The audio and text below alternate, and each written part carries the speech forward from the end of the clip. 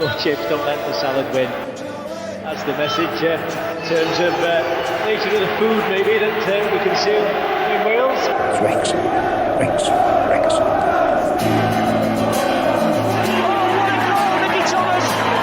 He's done it, the magic little man, Watkin. Oh, he scored! Steve Watkin has got a goal! Ball breaks for Foden, it's in early, as Rush likes it, and he'll chase it, he'll collect it, Ian Rush! Bennett, and that's a second for Wrexham. Well, classic, changing defence into attack. Conley! 1-0 to Wrexham, Carl Conley's done it! Crumble for options, put it back to Morels. Oh, it's a good save! Oh no, it is, and it's in the back of the net. Andy Morel. What a goal! What a goal! What a goal from Al Ross and Cardiff! Folks, good wake your kids up. Something special is happening here tonight. Wales are going into the semi-finals of the European Championship. Wondergate, Ferguson has definitely won it for Wrexham now. And here's Mendy! There's that race-class roll again! Saved by Foster! Wales are going to the Euros next summer. Wilkinson's wonderful Welsh women. Wales! Wales have done it! They've reached the World Cup! It's him again! Champions! Wrexham are promoted! They have their storybook ending! The first team in history to eat more chips and not let salad win. Hello and welcome to the Eat More Chips podcast, the official podcast, one of the most recognisable flags in the Welsh football supporters universe. In a week when a network outage that caused several government offices to lose phone and internet services in Ohio County is now being blamed on a meddlesome squirrel. Medina County officials said the February the 20th outage that knocked out phone and internet services at government facilities, including the county's prosecutor's office, was initially thought to be caused by contractors accidentally slicing through an underground fibre cable. County Administrator Matt Springer revealed at last week's commissioners' meeting that the true cause had now been found to be a squirrel that built a nest inside the fibre infrastructure and chewed through multiple lines. It's hard to make this stuff up, Springer said at the meeting. He said steps are being taken with internet providers and the local fibre network to prevent similar incidents in the future. Squirrels are known menaces to utility companies, having been blamed for numerous power outages across the United States over many years. Well, two always ready to fill up the internet hiding their nuts. It's these two. It's Jamie and Daz. It's like hiding my nuts. Yeah.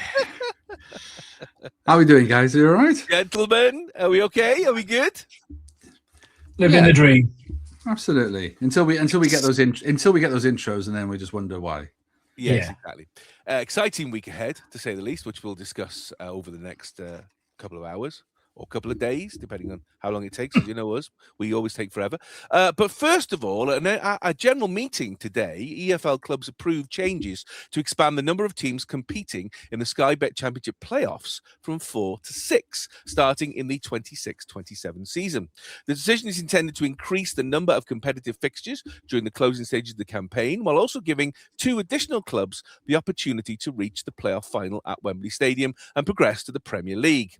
EFL Chief Executive Trevor Birch said, since their introduction in 1986-87, the playoffs have become a highlight of the domestic football calendar, capturing the drama, suspense and jeopardy that make the EFL so special. Following several months of discussion with clubs and other stakeholders, we are confident this change will further strengthen the championship as a competition and give more clubs and their supporters a genuine opportunity of achieving promotion. So very similar to the National League playoffs, from 26-27, the playoffs will consist of 7 fixtures, 5th versus 8th, 6th versus 7th in a one-legged playoff with the higher team being at home. The winners of those 2 will then progress to the semi-finals, so they'll play against the teams in 3rd and 4th, and those will be played over 2 legs. And then the winning of those two games will play in the championship playoff final at Wembley, and the exact format will be agreed later in 2026. Jamie, there's no denying that some people like playoffs, some people don't. I mean, you're now extending it, so if you finish 8th, there's a chance of you getting into the Premier League. A good thing, this, or a bad thing? Because I feel the calendar's already very congested. Yeah, we spoke about it a couple of weeks ago, didn't we? When this was muted, and I think I said at the time there, my personal feeling. I'm not a big fan of playoffs anyway. I get the excitement and the end of season kind of excitement, and obviously if you're successful through a playoffs, it's the best thing ever. It's never really sat right with me that you could potentially have a team that finishes significantly behind. Last year was a great example with Sheffield United. I think Sunderland was something like 20 points worse off than them and ended up getting promoted. And like I say, it made a great end to the season. But that's just my personal view on playoffs. This doesn't sit particularly well with me at all, though, because I don't like the fact that you're extending it down.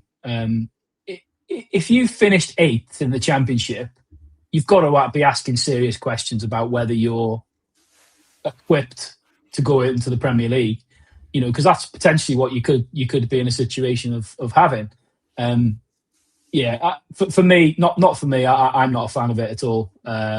It's one of a couple of things which has been announced this week that seem nobody's asked for, but it's been voted through.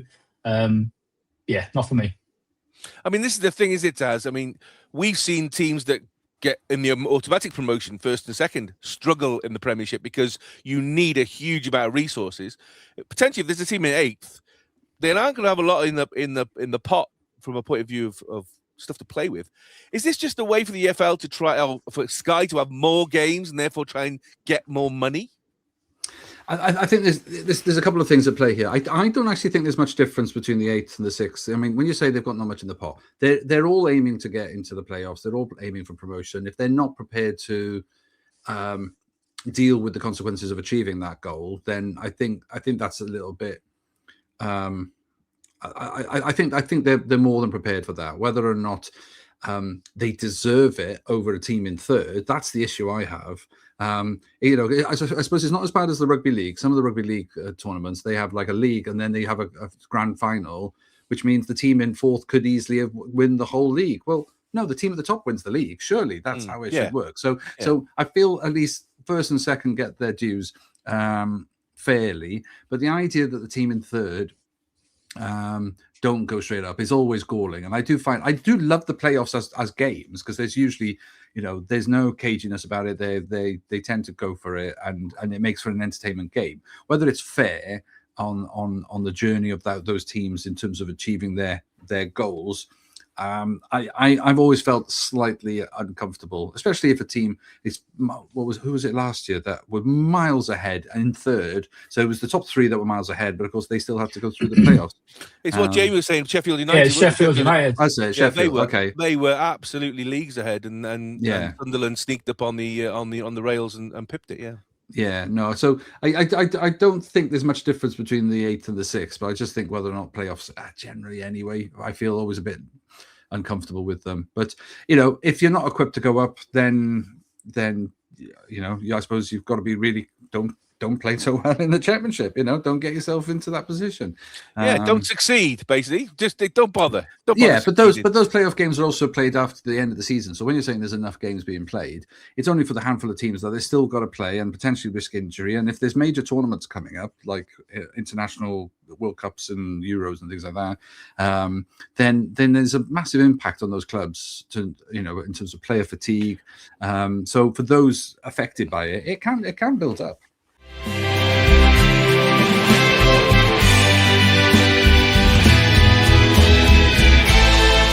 So a busy Saturday where 2 games were going on at the same time that we're interested in today.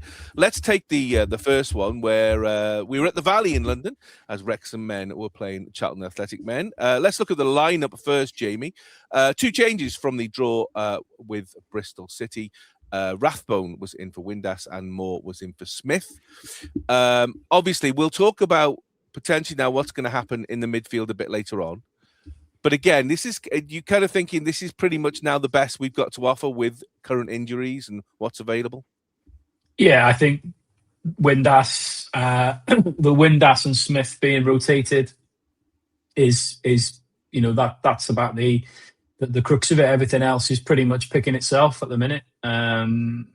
With like you say, with the injuries that we've got and the players we've got available. I mean, that's not to say that we haven't got some quality available from the bench, but obviously we are missing some key players at the minute. Well, not a great game, this one, from a Wrexham perspective. Charlton had much better opportunity to score. Before Wrexham scored the only goal of the game, 3 times Charlton had found themselves in space inside the Wrexham box. 3 times they returned without joy. Luke Berry had taken a second too long to pull the trigger to allow Issa Kabore a fantastic block. Brilliant last minute block to stop the goal. And then former addict George Dobson threw himself at a ball to stop Carey. We might be paying for that for a little bit longer, which we'll talk about later. And there was no visiting player for Harry Clark to blame when he got his angles wrong and skewed wide when he really should have scored, as Charlton's counter continued to cause problems. But an encouraged Valley was collectively shaking its head just moments later, as Ollie Rathbone did with a half chance, what the hosts failed to do with far better opportunities. Came as Callum Doyle's cross was headed away to the edge of the area, where Rathbone proceeded to flick the ball away from the defender on his left foot before the volley skimmed into the far corner. Lewis Bryan should have doubled Wrexham's lead 4 minutes after the restart, but he met Kevin Moore's cross, but Kane Ramsey did well to thwart the danger. Wrexham had improved after the break, but Charlton again could blame a lack of clinical edge as a string of openings were not finished off. A wayward header from Tyrese Campbell, the most glaring, and then when Carey did hit one on target, they found a Conquo full stretch, reaching his right hand, seeing the ball late through a sea of bodies, keep the ball out for what, for me, is without a doubt save of the season.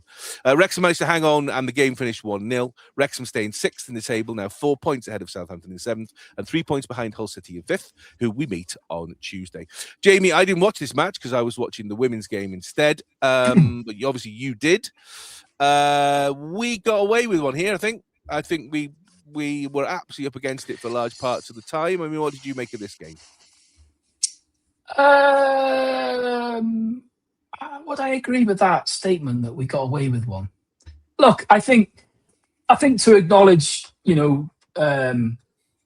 what's his name, bloody the ringmaster after the Nathan game Jones was bleating about can't believe how we didn't win that game, and I saw a lot of their fans bitching and moaning. I mean, the bottom line is, they were a lot of farting, no shitting a lot of the time.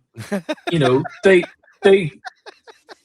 You're right. You're right. You're right. They did have big periods of the game where they were in control of the ball, but they didn't do loads with it.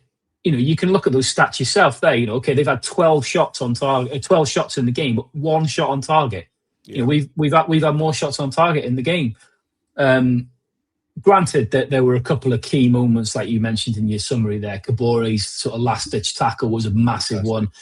Yeah. Okonkwo's I'll come on to in a second. But that aside, a lot of their endeavour was just huffing and puffing, and we rode our luck a little bit at times. But I think we did stand up defensively, and we did create ourselves. We had 2 big chances. Kiefer Moore has a chance very early on in the first half, which when you watch it back, it's actually a better chance than I thought the first thought, where it comes into him sort of on the penalty spot, and you'd expect him to do better there. And then the O'Brien one that you mentioned in the second half, where again he's through on goal and keeper saves it. But the fundamental, the reality is, at the end of the day, the most important thing is that we managed to put the round white thing in the netty white thing, and they didn't. So wow, I never realised football was so simple. I know. It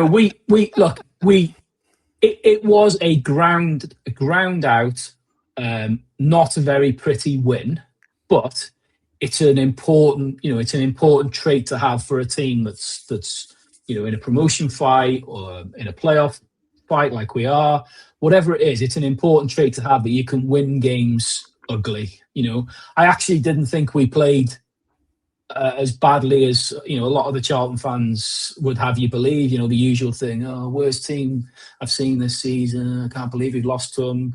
Can't believe we've lost twice to them." Blah blah blah. All that shit. But we didn't play that badly. We've played worse this season. Did they have the majority of the game? Yes, they did. But like I say, there was a lot of huffing and puffing, and yes, they had some big chances. But they ultimately couldn't convert. And despite towards the end of the game where they literally had about 6 strikers on the pitch, they still couldn't score. But you have to call out Arthur's save. That, like you said. I mean, a massive mix-up in the first place between Doyle and Viner when they both go in for the same ball, and it ends up just plopping to their guy on the edge of the box. And it's a fantastic save. We've said over and over again that Arthur's biggest strength is his shot stopping. There's some questions over his kind of authority in the box, some question marks over his kicking from time to time. But the one thing that nobody's ever questioned is his shot stopping, and that was top draw. That was a match winning save, and yeah, the high. I think the highlight for us definitely. Obviously, Rathbone's got another crucial goal. He's just, since he's come back into the team, has been absolutely invaluable. And it was a clever little goal. It was a clever little goal, something from nothing. Whether that was his initial intention when he kind of flicked the ball back up, I don't know.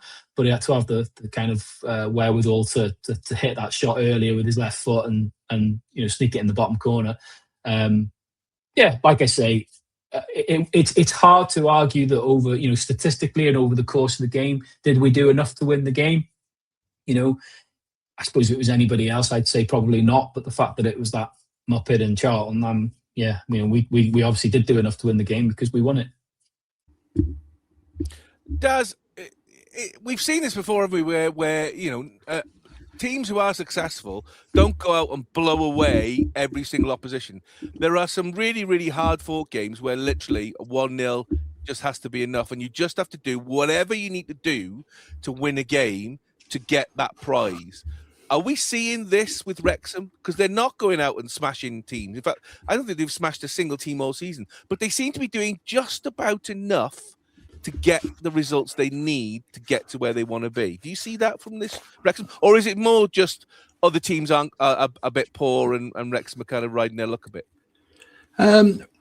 Well, I mean, I think any team can go through a season with luck on their side, in the view of whichever team you're supporting. You know what I mean? I'm gonna bring it to the attention. Liverpool saw some bad luck at the weekend. I was fuming, but we shouldn't have got ourselves into that situation. Every team hits those patches, and I think any team that sort of claims that has to really look at themselves and go, did they play the better football? Okay, then you feel unlucky. Does that mean Wrexham got lucky? Well, I think you've said, or over the many weeks, well structured, decent performances from the team in sort of key roles. Yes. A quality save is not a bit of luck. That's actually just the class you've got in your side. Could you have scored a couple more goals? It sounds like you could have. The fact that they didn't have as many on target, so you weren't tested as much. But I don't know. I think it's interesting that you are winning those games by narrow margins. So you are doing enough. But that I think is almost testament as well for the management. That squad rotation, formation, there seems to be a bit more variety and a bit of variation, or whether it's necessity, but it doesn't feel like anyone can quite single out Wrexham style and outplay you in it. It feels like there's always a contest. Now, whether or not that's management, Parky, putting a team out and really understanding the opponent, which I think is a criticism he's been laid at him in the past. So for this feels like a well-organized, battle-hardened, and even when on a bad day, or like a less convincing day, they can still be that disciplined team. I think it's a good sign. I mean, it's certainly a team that belongs in mid to top of the table. And guess where you are? I was a little bit put out that we weren't in the Dydd Gwyl Dewi yellow. why we were in the blue and white, considering it was St David's weekend, why we weren't in the yellow and green, I don't know. But anyway, that's another thing. I mean, Jamie, Charlton are 19th. You know, they've not been good. You know, they started off the season brilliantly and then they kind of went downhill from there. Should we have put them to the sword more? Why do you think we didn't score more goals? I mean, because were they just too good defensively, or were we weren't clinical enough, do you feel? I don't. I think the whole thing of looking at two teams' positions in the league and thinking, well, one's up there, one's down there, so it should be an automatic hammering. It doesn't work like that, does it? There's so many external factors to individual games. You know, we know. You know, I'm not going to suggest that there's any kind of rivalry with Charlton because there isn't, but obviously there is this kind of there's been this underlying air for these last couple of years between the two teams. You know, without sort of sounding arrogant, like we've said it before, whenever we seem to play anybody, you know, teams want to beat us. There's, you know, you've only got to look at their attendance as an example. You know, there was more people there for that game on Saturday than there has been recently. So whether people like it or not, the whole Wrexham thing, it creates eyes and it creates a you know, an aura around it, doesn't it? You know, I think, you know, Dad is absolutely spot on there with what he's just said. To be fair, I think you have to give huge credit to Parky, I think, this season, and obviously we'll talk about it at the end of the season in a bit more detail. But he's really, in my estimation, he's really leveled up this season with regards to what you know, what I thought he was potentially capable of, because, you know, the DNA of our team hasn't changed this season. The DNA of our team is we're always difficult to beat, and that doesn't change. But what he has done this year is he's evolved that as a basis with better quality players, and we've actually evolved as the season's gone on. And we're still a difficult team to beat, but we have got quality in our team. You know, ultimately, I think, like I said before, I think we did ride our luck a little bit on the day. We weren't the best team overall on the day.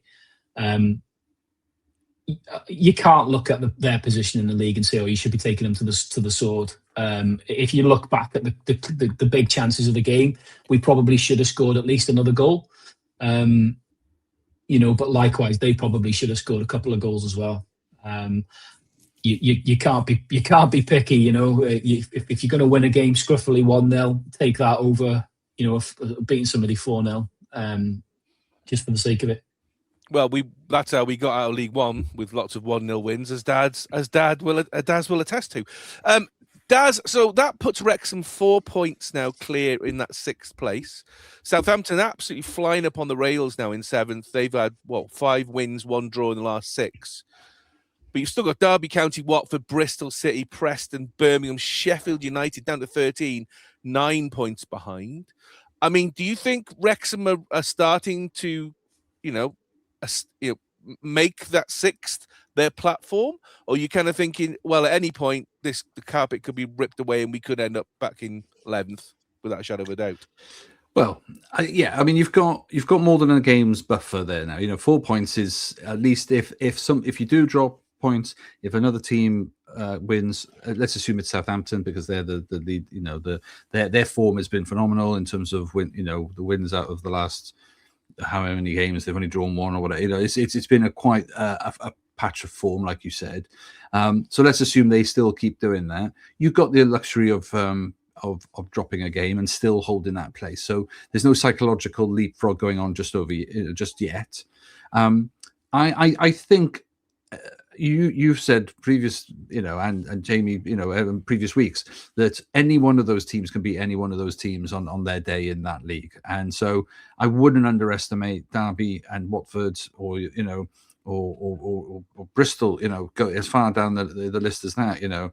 I think there's plenty of potential for slipping, and that's also Hull and even the likes of, Millwall or Ipswich, but I think they've also, Ipswich has kind of shown a bit of form at the moment, which is going to keep them where they are. But that's only going to be good enough to get them probably third, and they'll then be in that dreaded playoff. So I do think there's enough teams around you. I think there's still a battle, but it feels like although you're in the bottom of those positions at the moment, there does seem to be that little bit of air, that little bit of a gap between those 4 teams in those playoffs and the next 4 or 5 teams, just a little. And once you've got that, it's okay. But naturally, there's going to be somebody over your shoulder looking to try and overtake you. I think you just got to keep playing your games. You just got to keep playing the games the way you have done, and just putting in the performances. Because I do see teams above dropping points. I mean, Coventry had a bit of a wobble. They seem to have got through it. Middlesbrough seem to have sort of steadied their rocky patch, but I can see them slipping as well. And maybe Ipswich do go into that second automatic place, and it's Middlesbrough that need to be worried. So there's lots of permutations and enough games to go yet. Our friend, the Opta supercomputer, Jamie, this week put out its latest prediction for the end of season, and it predicted that Wrexham would finish 7th, same points as Southampton in 6th, but go out on goal difference. I mean, were that to happen, I wouldn't be surprised. But how devastated would we be as Wrexham fans that we missed out on 6th on goal difference? Yeah. As much as we've all kind of said all season that just surviving in this league is all we want. If you missed out on the playoffs by goal difference or even by a point, if you were telling me you weren't bothered, I'd be telling you you're a liar, because you've got to be bothered by that. It would sting a little bit, wouldn't it? But look, whatever will be. I think it's been unbelievable already, and whatever happens, and we're getting around that last bend now. We're getting towards the home straight, and there's some massive games coming up. There's still an awful lot of football to be played, but there's some massive games coming up. The last 2 of the season: Coventry away, Middlesbrough at home.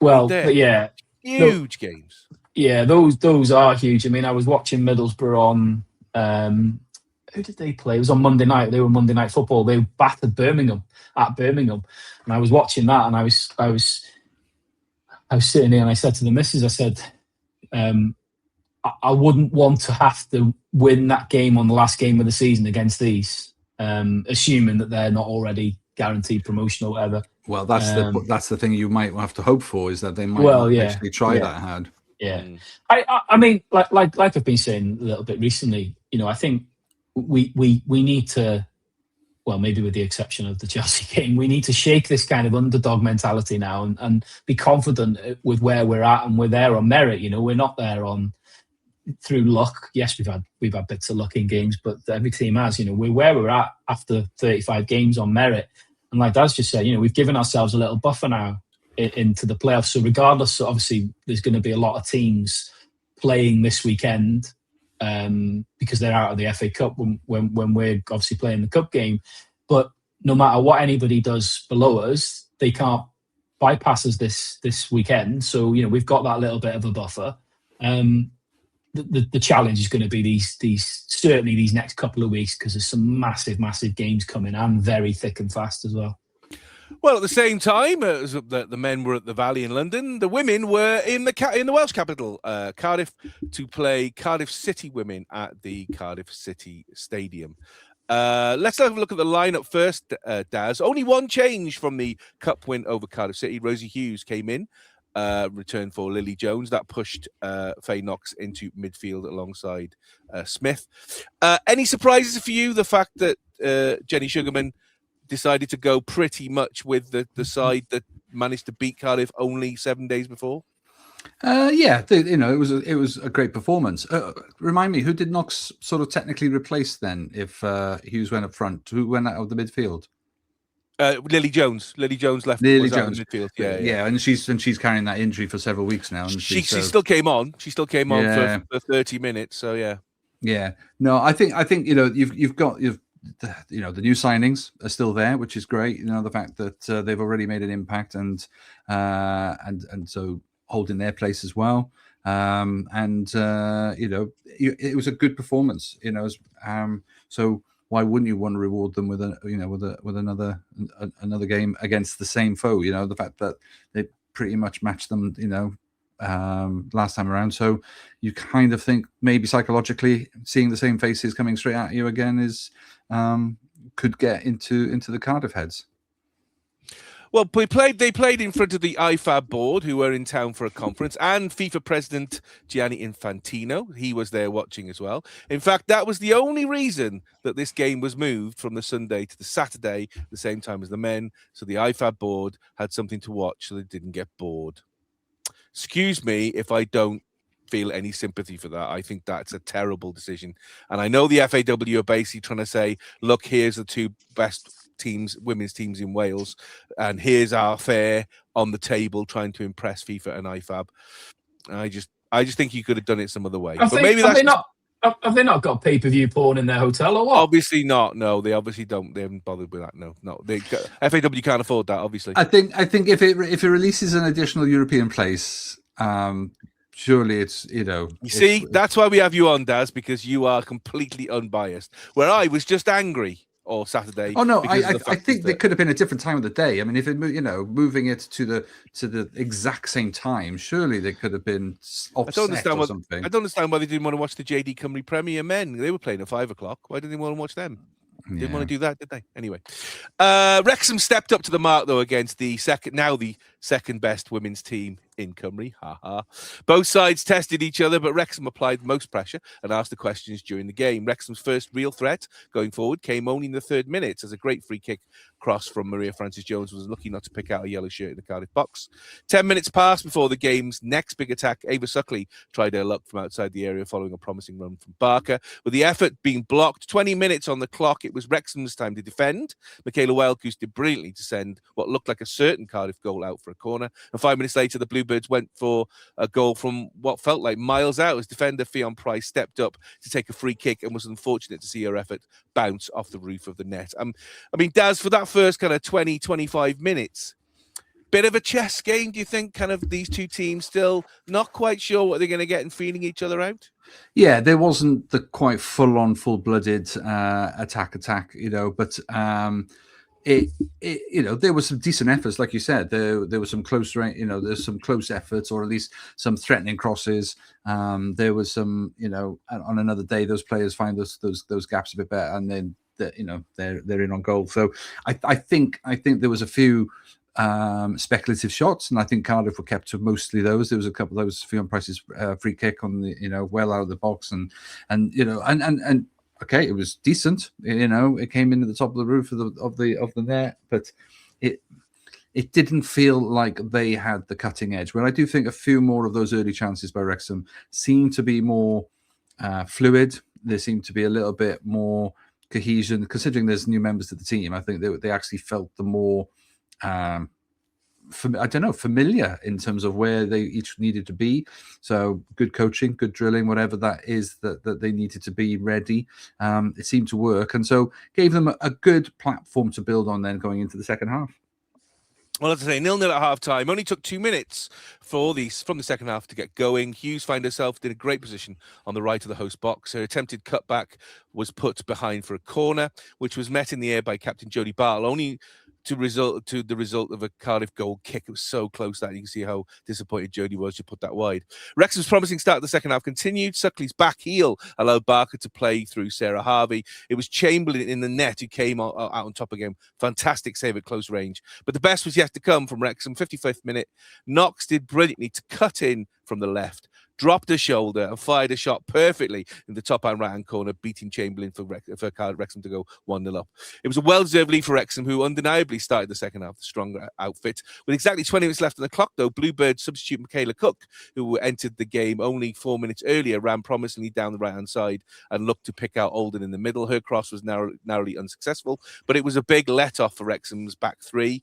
Didn't really learn that lesson, though. Oldham would have the chance to level the proceedings 3 minutes later, as she made no mistakes making it count. The ball fell nicely after a scramble in the penalty area, and Ian Derbyshire's number 9 simply couldn't miss, and it was 1-1. I mean, Jamie, disappointing, considering that Wrexham had really come out of the blocks in that second half. Fantastic goal. I mean, just a goal first from Faye Knox. What a smash.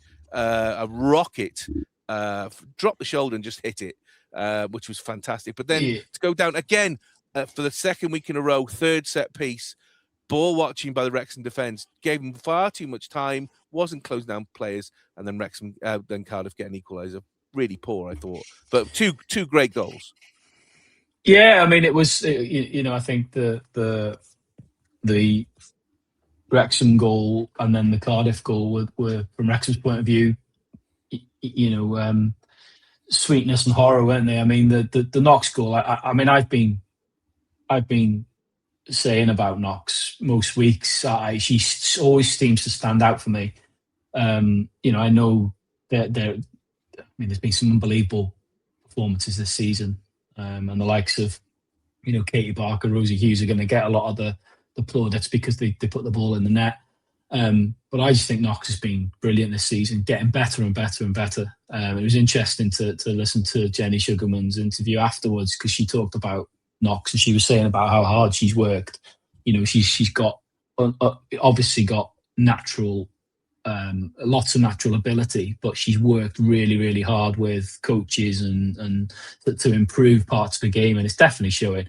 But that goal was just unbelievable. That was like, we talk on here and we joke on here about the whole goalkeeper thing with like that bit of a grey area at the top of the goal, but you could have put 4 goalkeepers in that goal of any height. No one was stopping that. It was just top bins, absolute perfection.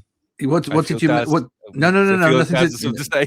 No. It was about the goal celebration. What did you make of the Ayatollah? Yeah, that was interesting. I thought that as well. Was that? I did see that. Was that a bit of a? Well, Cardiff traditionally, their celebration is the Ayatollah. This comes after Sam.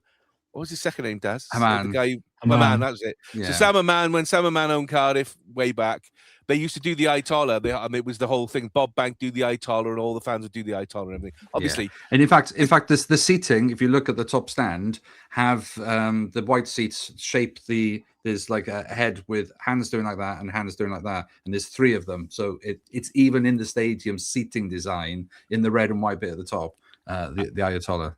I mean, probably nowadays it's probably not so prevalent. I mean, I don't see Cardiff players do that anymore. I could be wrong. No, they do. Do they? Okay, yeah, fine. A few do. But and a lot of the girls do. Fiona Price does, and quite a few of them. Absolutely. If they're hardened Cardiff fans, they do. Now, whether or not they do it this week, I know a bit of politics, but a little bit awkward. But it's very interesting, because I thought that as well, Jamie. That it was interesting that Faye Knox came over, and as she slid over to celebrate, she did the Ayatollah, and that for me was kind of like a. I can only think that had a little bit of meaning behind it, deliberately aimed at somebody or some people. I think as a bit of a, I can do it too kind of thing. I don't know. I did notice it, but I don't know what the reason behind it was. But to be fair, she could have done whatever she wanted after scoring that goal, because it was a hell of a goal. But then the Cardiff.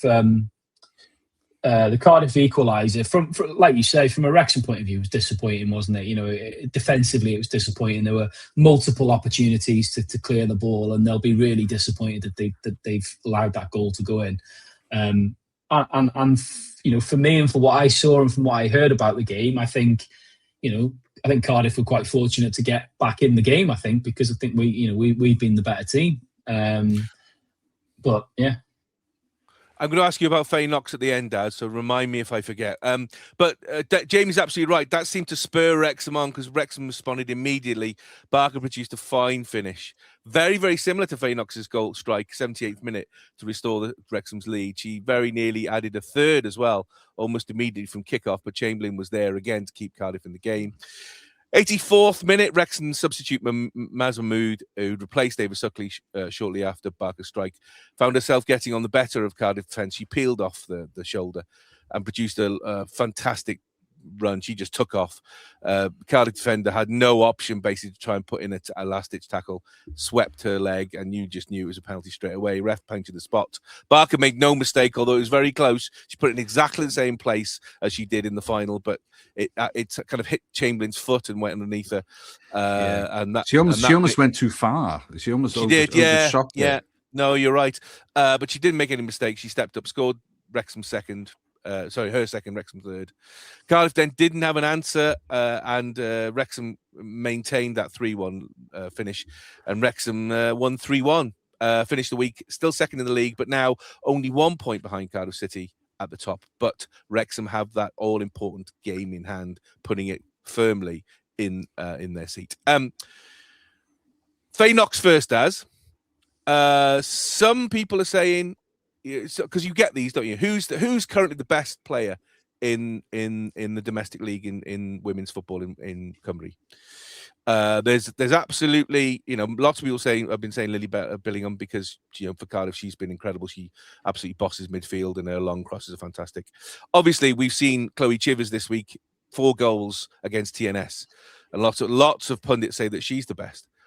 But for me, Faye Knox, as an all-round kind of, can play midfield, can play wing, scores a lot of goals, makes a lot of plays, hard tackler. Surely she's got to be in the running for the best player in the league. Surely. Yeah, I mean, absolutely, she's in the running. I don't think there's any doubt about that. I suppose it comes back to what are we measuring?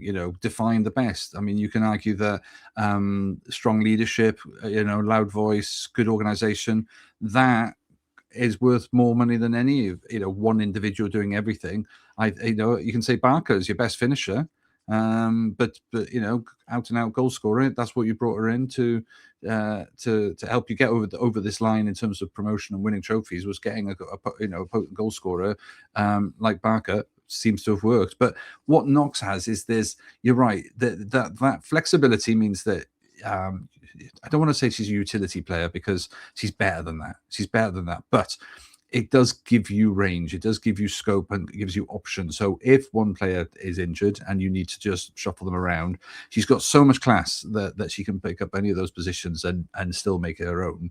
But she is a brilliant finisher. So there's no harm in having her on the edge of the box and playing a 10 rather than a 9. Or, but if you asked her to, she could, be an 8 or a 6 or something right in the middle, and she'd still be able to contribute, overload the attack when you needed to, but then still get back again, because there's a lot of running in those positions, and she's got that as well. I think it's the fact that she drives forward, though. It's like all movement seems to be always going forward, and that then lifts the rest of the team.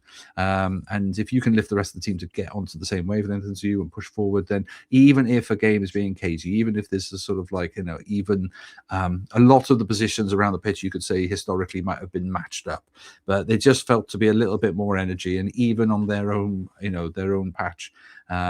It's for Wrexham to have come out of that game with clearly the stronger team, the most organised, but there was a definite will and a desire, and maybe having the monkey off the back by winning a trophy against that same opponent is all that needed. The demons have been cleared and exercised in that way, and so now they know they can beat any team in this league on any even on their own patch. With there weren't that many absences from the Cardiff side.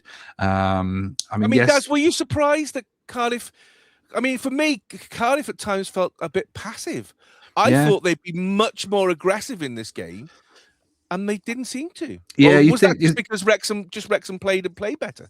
No, I mean Wrexham did play well, and I do think that they absolutely had a spring in their step. But I don't know. There does seem to be some sort of I don't know the words, some edge, some venom missing from the Cardiff side. They literally, smelt blood previously and would just put teams to the sword. Now they know they've got an opponent here that can match them, and did literally match them in the previous encounter. So it's always going to be a close contest between these two teams.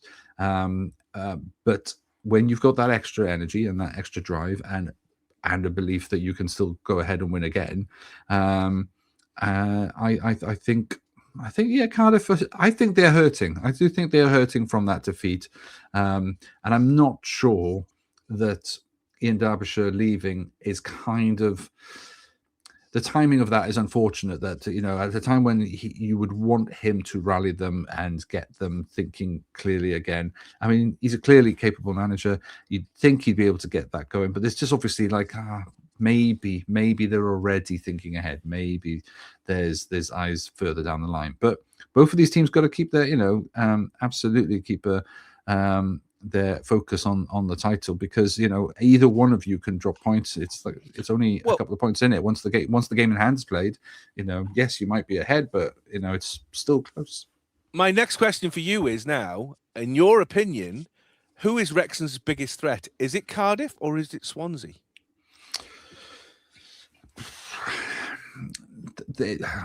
I still think on paper the biggest threat is Cardiff. They are the strongest squad, the best organised, and on their day should be as good a match, if not better, because of the quality of the players they got throughout their team. I think Swansea's momentum at the moment, and there's a certain energy about them, might help them in again in a 1-to-1 match against Wrexham at any given time. Swansea could still prove to be a challenging opponent, but I think Swansea would be playing up to match that level. I think for me, Cardiff are still the team that are. I'm not saying they're still better. I think they're matched in terms of personnel now with the new additions that Wrexham have brought in. I think they're matched all the way across the board, and it's just on the day then who's the better organised, who's the most, the formation, whether it's energy, whether it's injuries. I just think there's little bits between them. Whereas I think Swansea still have to always play up to be able to beat these two teams. The fact that they've managed to sustain it for the last few games now, they've had some good results. And yes, of course, TNS are probably going to find it quite an uncomfortable journey to the end of the season. But they're no slouches either. We've seen them beat Cardiff at the beginning of the season. We've seen them beat them in the cup in previous years. They have got a pedigree of being able to shock people. So, don't rule them out from being maybe the kingmakers in this run-in. So, Jamie, let's just look at the game on Saturday first, okay? So, Wrexham win a trophy, and then 6 days later, go to Cardiff City Stadium in front of 1,100 fans, probably 30 or 40 Wrexham fans, everybody else supporting Cardiff, and come away with a 3-1 convincing win. And 3-1 for me is convincing. It was convincing because I always felt that Wrexham never looked under any true threat, even when they gave away the goal and it went to 1-1. Do you think this is kind of the landscape now has shifted to the point where, I mean, obviously it is Wrexham's to lose. You can see there from the table that it is Wrexham's to lose, and Pontypridd United were finally confirmed as getting relegated. I mean, you didn't want to put any bets on that because, haven't won a single point and a minus 65 goal difference. Ouch. From that point of view. I mean, obviously, that's it's like you in the chip shop league, isn't it? Obviously, TNS losing 5-2 to Swansea on Sunday puts them 15 points off the top. That kind of writes them out now. Although not mathematically, you can't see it really happening from them. So it is definitely a 3-horse race. But do you feel the landscape has shifted? The fact that Wrexham went to Cardiff and said, we're not scared of you anymore. We're not scared of you. And we laid a 3-1 win on them. I don't know whether you can say the landscape's shifted. It felt significant. I predicted a Cardiff win. I thought there'd be a sting in the tail from the cup defeat the week before, and credit to the Wrexham players and staff. They thankfully proved me wrong, and like you say, from speaking to a couple of people who watched the game and from what I saw on like highlights and match reports, like you've just said, it never really felt in doubt. I even heard somebody referencing saying they didn't think that Wrexham had to get out of second or third gear, really, which is interesting. I think it felt significant for this season. is it a landscape shift? Well, time will tell, won't it? I think you've got to give respect to Cardiff and what they've done over a prolonged period of time in this league. They have been the benchmark for not just for a season, but for years. And I think that is Wrexham's aim, isn't it? They want to overtake Cardiff and be the number one team to beat in this league over a prolonged period of time.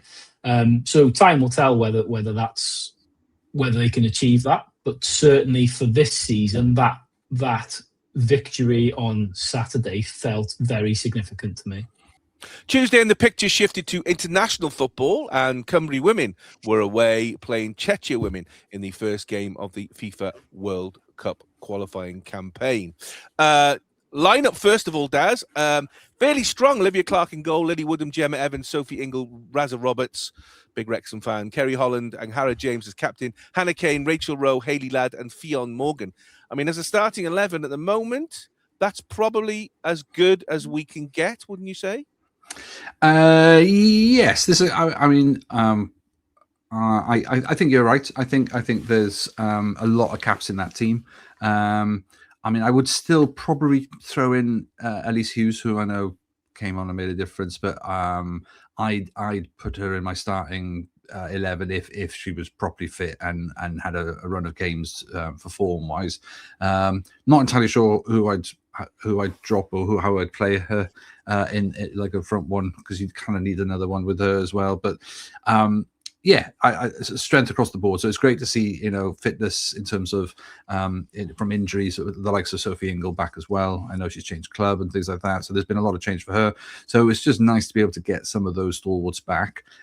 Having been through a period of time of starting some new players through the previous games and the friendlies, there was a lot of experimentation and tried, some youngsters. So whether or not this was, let's just get the first game out of the way and go safe and go with a really solid, experienced, because I guess if you were going to put on paper which is of the toughest games we've got, this is the toughest in terms of the closest ranked team to us, and it was the away one. So in many ways, it was a good game to get out of the way. Well, Wilkinson had picked a starting team which was packed with experience. 8 of the first 11 had at least 50 caps to the name and looked threatening with possession at times without really dominating, while we did still have the same defensive issues, particularly at set pieces, which we'll talk about in a second, which for me was really disappointing to see, because I'd hoped we'd kind of tried to sort that out, but it just reappeared its ugly head. I mean, Cymru had wobbled in the early stages. Olivia Clark saving from Polaskova before Bartanova pounced after Wilkinson's rearguard failed to deal with Michaela Kurinov's corner. So straight off a corner, straight off a set piece, which is disappointing. Rachel Rowe's excellent work then teed up Lily Woodham to cross for Kane to steer, first time finishing the bottom corner. That was a fantastically worked goal. I mean, just talking about those two goals first, Daz, set pieces again, not, just so disappointing to see that happening again. Yeah, and it got to the stage where almost like you were dreading any set piece then from any corner, you just knew that there was a risk of it being a goal from just the form. And I don't know what it is. I don't know if it's coaching, whether it's confidence, whether it's just mentally in the head that they just think, right, well, we're vulnerables and there's panic and things like that. It just felt chaotic at times. I mean, yeah, that first goal, it clears everybody pretty much, and nobody's really dealing with it. And even when the ball gets to the ground, there's still time to be able to do something about it, and it's just poked in, and it's just really, really, really disappointing. And it's just been too long an issue, and I just don't know why, with all that quality, with all that experience, that we can't even blame it on the youngsters, can't blame it on the naivety and things like that. So what is it that we're doing different, or what is it that the other teams are doing different or doing so much better?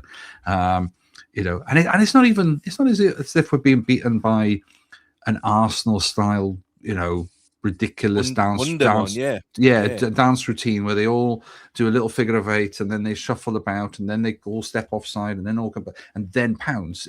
It's just like the ball went in and it just cleared everybody and nobody's dealing with it. And you just think that's schoolgirl I mean, stuff. for me, I don't know about you, Daz, but for me, it just needed somebody to take control of the situation. It just didn't seem that there was you normally get a centre back who's kind of like marshals the troops. Yeah, And there just doesn't seem to be that form of leadership. No, but I also think, the likes of Sophie Ingle should be doing that as well. Great head of the ball with great height, is a good defensive midfielder, so should be tracking back into those positions, or is in the mix when those crosses are coming in from corners, and it just doesn't seem to be being dealt with. So, I'd be a fool to think that the Welsh coaching setup don't know this. I'm not entirely sure what I can tell them that they don't already know. It's just bizarre that it doesn't seem to be making any progress. So what do you mean? You've got 12 years of football manager experience under your belt. But I mean, Cymru's goal was fantastically well worked, fast pace. I mean, Rachel Rowe from midfield teed up Woodham, cross for Kane, basically first time, just came straight on it, bang, hit it. I mean, it was the first time really I felt we'd hit with pace, one-touch football, and they just couldn't regroup. I mean, what a fantastic goal. Yeah, you described it really well. That first cross-field ball from Rowe is just glorious because there's so much space, finds the space and just sees it and just plays it with such perfect weight. The angle cuts out the midfielder and all the defenders, and then Woodham with pace gets round onto it. But the game changer is Woodham taking it early, left-footed cross from the left wing from a winger. There's something really glorious about that when the defense is running back and facing goal, get the ball in behind them, and then all it takes is defender panicking, miskicking, that corridor of uncertainty, your goalkeeper coming out, whatever it is, get it in that space, because the pace we had and was proven there wasn't enough of that really for me. No, I don't think on Tuesday night. And Kane's fantastic first time. Just again, that's the difference when you have a player in form, a player who's got confidence, has been playing so well every time she puts on I was going to say red shirt, but a slightly off green and blue, whatever color it is, teal, whatever it is. Yeah. But whenever she wears the badge, she's absolutely on fire, and there's confidence for you. Again, takes it first time under pressure. The defender is right on her shoulder, and it was great. Tucked it, and the goalkeepers didn't stand a chance because it was just too quick. And that's the difference. But it was on the floor with pace, and don't give the opponent any time to regroup or reposition, and then you get your rewards. Well, Kane missed a golden chance for a second just before half-time. The striker latching onto Kerry Holland's pass only to be denied by a diving Lukasova went through on the goalkeeper. There was another set-piece scare for Cymru when Nova flashed a header wide, which was a warning. Then the host's second goal came from a half-cleared free kick. Again, set pieces, not clearing the ball, not mopping it up. This time, Barta Nova turned provider, turning away from Hayley Ladd before chipping across, which was turned in at the far post by Zufanakova. The Czech Republic did thought they'd had the points. The points were safe after Carrie Jones' shot was poured to safety by Lukasova. But then she came on as a sub. Charlton striker Elise Hughes. She had the final say when her header crossed the line. Great glancing header from a long cross. Despite it touch from Lukasova, 93rd minute, in it goes. Cymru managed to get the draw 2-2. Some might say not deserved against another play. I didn't. I thought Cymru had done enough personally.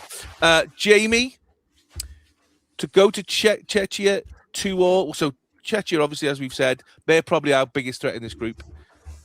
To go there and get a 2-2 draw, do you think is that a good result, or is it disappointing?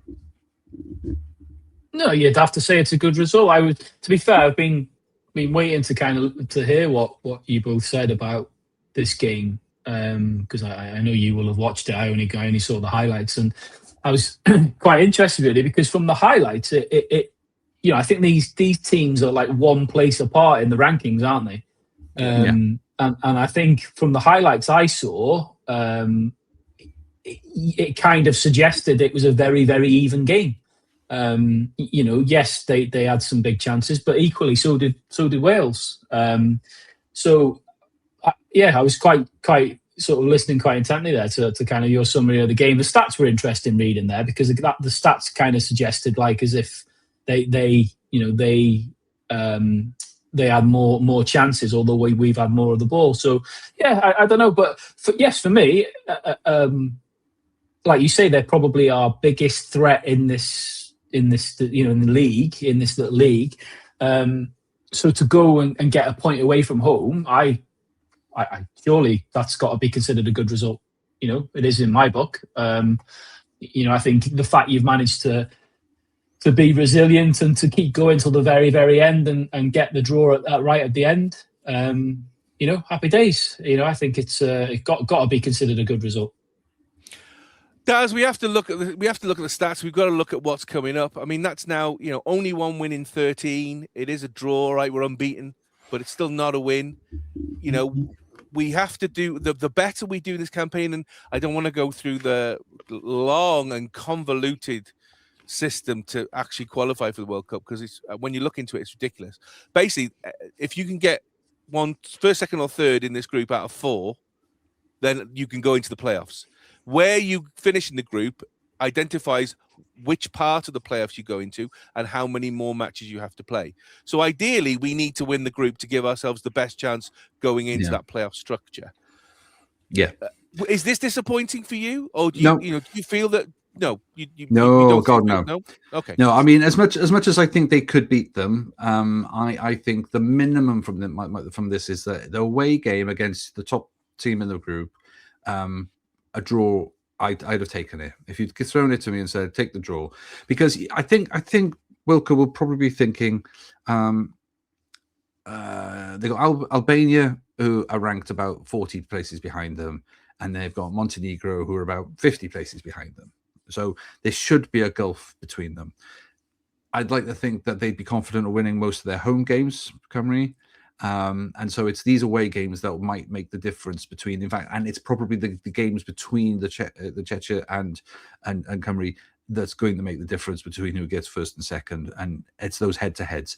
So the fact that you've achieved a couple of goals, but you achieved to match them on their home territory is actually a win in itself. Yes, I'm disappointed. I think a strong team on this day. I mean, I know we kind of were optimistic of a Cymru win in all of our predictions. We thought they could just edge it, but on the basis that I saw some really good positive play in their friendlies. I dismissed the run of defeats that Cymru had in the last year or so, because major tournaments all against absolutely the best teams in the world, whether it's England, France, whoever, they weren't supposed to win those games. So you can almost forget about those. It's those games. It's these games around the teams around them. This is the ones that actually we need to sort of keep a tally of and see where we're like, compared to these similar ranking teams. Because I think, it will come down to that. I still don't want to assume that they will win against Albania in Albania or Montenegro in Montenegro. There's playing these kind of countries in those environments. It's never easy. But I think if we can maintain a good level of fitness, I think the stopping the run of defeats is good. I'm not going to count how far back it went. I just think stopping it is the key thing for us. So to have that win in Spain in the friendly previously, and then to have this as our opening game against the toughest team. This is probably going to be the toughest game of the draw. I think any one of us would have taken that and move on. Let's just get ready for the next one. Do you have any concerns that many of the players who were picked to start aren't getting time with their domestic clubs at the moment? That's a problem for Cymru, time immemorial of both the men and women, and I think it's always been a concern, but it's one of those concerns that I don't know. I'm not going to say it's out of our hands, but what would you prefer? Would you prefer a Welsh team that plays, both men and women? So say now, either set of players, whether or not you play Premier League football, but you just don't get a start, or whether or not you drop down a division and you play more consistently in the next division down, but at least you're a regular starter. And that's always been a debate. That's always been a debate. I think as long as there's, we're not dropping down another division again, and this is where, we want to make sure that all of our players are at least in a competitive league, because as much as not playing regularly is not helpful, being in a quality team where your training is at the highest level, I think that's just as important. It's no good saying, right, well, go down a division so that you can get more game time, and then that means you'll be more match ready. I get it, but the opponents are easier, so it's just cloaking the real problem here. So I would take either. Yes, it's not ideal. I would much rather they were being tested, and then if in an ideal world, where they're absolutely playing for the top teams and being the top players in the world, and whether it's a Jess Fishlock or a Gareth Bale, you want them to be absolutely challenged and showing themselves to be, because it also gives you another weapon on the pitch where you've got that player that nobody wants to play against, whether it's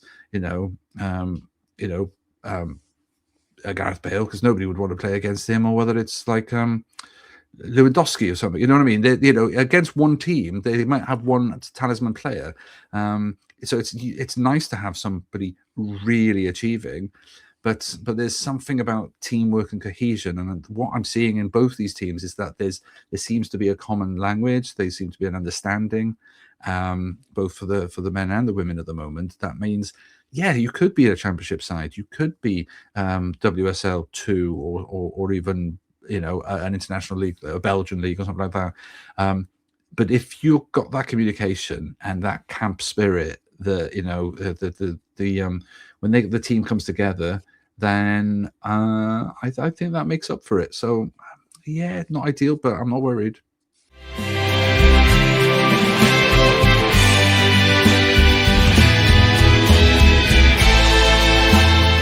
Now on the Eat More Chips podcast, it's time for today's newspaper, tomorrow's chip paper, where we catch up on Cymru and Wrexham football news. First up, Wrexham will be returning to the United States as part of the 2026 summer tour, with 3 matches on the East Coast, and will play exclusively against current Premier League sides, Liverpool, Leeds United and Sunderland AFC. The Wrexham AFC in the USA 2026 tour starts in Florida, where Wrexham will face Leeds at the Raymond James Stadium in Tampa on Saturday, 25th of July. Wrexham will then travel to New York to face Liverpool at the iconic Yankee Stadium on Wednesday the 29th of July, before returning to Philadelphia's Subaru Park, where we faced Philadelphia Union in 2023, to take on Sunderland on Sunday, August the 2nd. And all the matches form part of the Summer Soccer Series promoted by TG Sport. Jamie, let's just look at these 3 teams first of all. What a fantastic 3 teams we're playing against for a summer series. Incredible. I was a bit surprised, obviously, with the World Cup going on in the States. I wasn't so sure that we'd be heading to the States this time around. But I think it kind of tells you a lot, doesn't it, about the financial benefits, I think, to still going. Like you say, I mean, 3 brilliant opponents, regardless of whether whether we're able to get the playoffs or whether we're still a championship club. It's 3 incredible teams to be playing against, and we know how big Wrexham have become in the States. So it'll be 3 incredible events. I mean, the Liverpool one at Yankee Stadium for me is the one I would literally cough it up. Yeah, sorry. I would literally give a testicle to go to that, to be honest. Like Yankee Stadium, Liverpool, that'd be amazing. But look, like we've said the last couple of years, these overseas tours are not for us as a local fan, are they? They are basically a marketing exercise to generate cash, and a little bit of pre-season mixed in with it. I'm sure we'll make a shitload of money, and I'm sure it'll be a good little event, for want of a word. But yeah, I look forward to the games. Daz, I would imagine from your side, probably as Jamie said, the Liverpool one at Yankee Stadium would probably be the one that would draw your attention. What would a team like Liverpool get out of playing a team like Wrexham at a completely neutral ground that isn't a football ground anyway, it's a baseball ground? What, apart from wads of cash, obviously, what do they get out of it? A good idea. Well, it depends what team. It depends what team they play. I mean, from most summers when I watch a few of the games when they're available online, and it's a mixture of the senior squad, lots of youth. Don't know what it'll be like this year with a major tournament in the mix as well. So it is about getting some game time and some getting into hot weather training and all of that kind of thing. So that makes a lot of sense. But you'll forgive me if I'm not as cynical as you are. It is all about the cash. It's all about reaching out to a fan base, because Liverpool will either go to Thailand or Hong Kong, they or America, or sort of Egypt or Saudi Arabia, or some sort of invitational tournament. I don't think there will be this year, but I don't think they're going this year. No. No. So the fact that they're going to America this year makes complete sense. They have American owners. I'm intrigued by the fact that they're playing at a baseball stadium. I just Googled it now just to see the pictures of it. It is very weird because you can just about see the diamond sort of poking out to one side. It's like, I suppose you don't really give credit to the baseball stadium in terms of how big it is, that you could fit a football pitch in it. So that's the outfield's huge on a baseball. Yeah, stadium, absolutely. So so absolutely right. It is an iconic stadium, world famous, and that in itself may just feel like an experience in its own right, because it's stacked one end more than the other because that's how baseballs are done, because they have those galleries all the way around and stuff. So it's very, very weird looking at it. But New York, huge amount of following for Liverpool historically, always has been. An immigrant town. A lot of Scousers would have gone there, and so there's a history. But then you've got this new immigrant, sort of a digital immigrant, in the sense that you've got an amazing documentary in the States that suddenly there's an American popularity, and they want to come see Wrexham. So tie those two together, and I can see that being very, very popular. Leeds, again, there's a legacy there. Dirty Leeds. Whether or not they'll still be a Premiership side, questionable. Well, quite. Especially after the recent results by West Ham and so it's getting really, really icky and messy down there. So just nobody wants to be down there. And then Sunderland, surprise package of the Premier League. They're virtually safe, so that's they are completely safe in the middle of the league. I think from memory, have been brilliant at home at their own ground, not entirely brilliant necessarily away. In a neutral ground like this, I'm not sure what the Sunderland following is like in Philadelphia, but I think it's interesting that they've pitched it all Premier League, and I suppose that's the measure you want, but it won't be the true measure of what the Premier League will be like. So if you think whether or not this is a gauge to measure whether or not you're ready. But I don't trust Parky not to put out experimental sides and just and embed new players. It will probably be a completely different side by then, because he'll have bought another 15 players. So I wouldn't worry about it too much. Well, if you make promotion, he'll have to, yeah. Well, quite. Jim, I'm going to be there's going to be a pile of testicles, I think, because you're not the only one I think who would give their left nut to go to these games. I'm going to be though the poo-poo in this. So we play Wisla Krakow in Poland on the 11th of July. Then 2 weeks later, we play Leeds.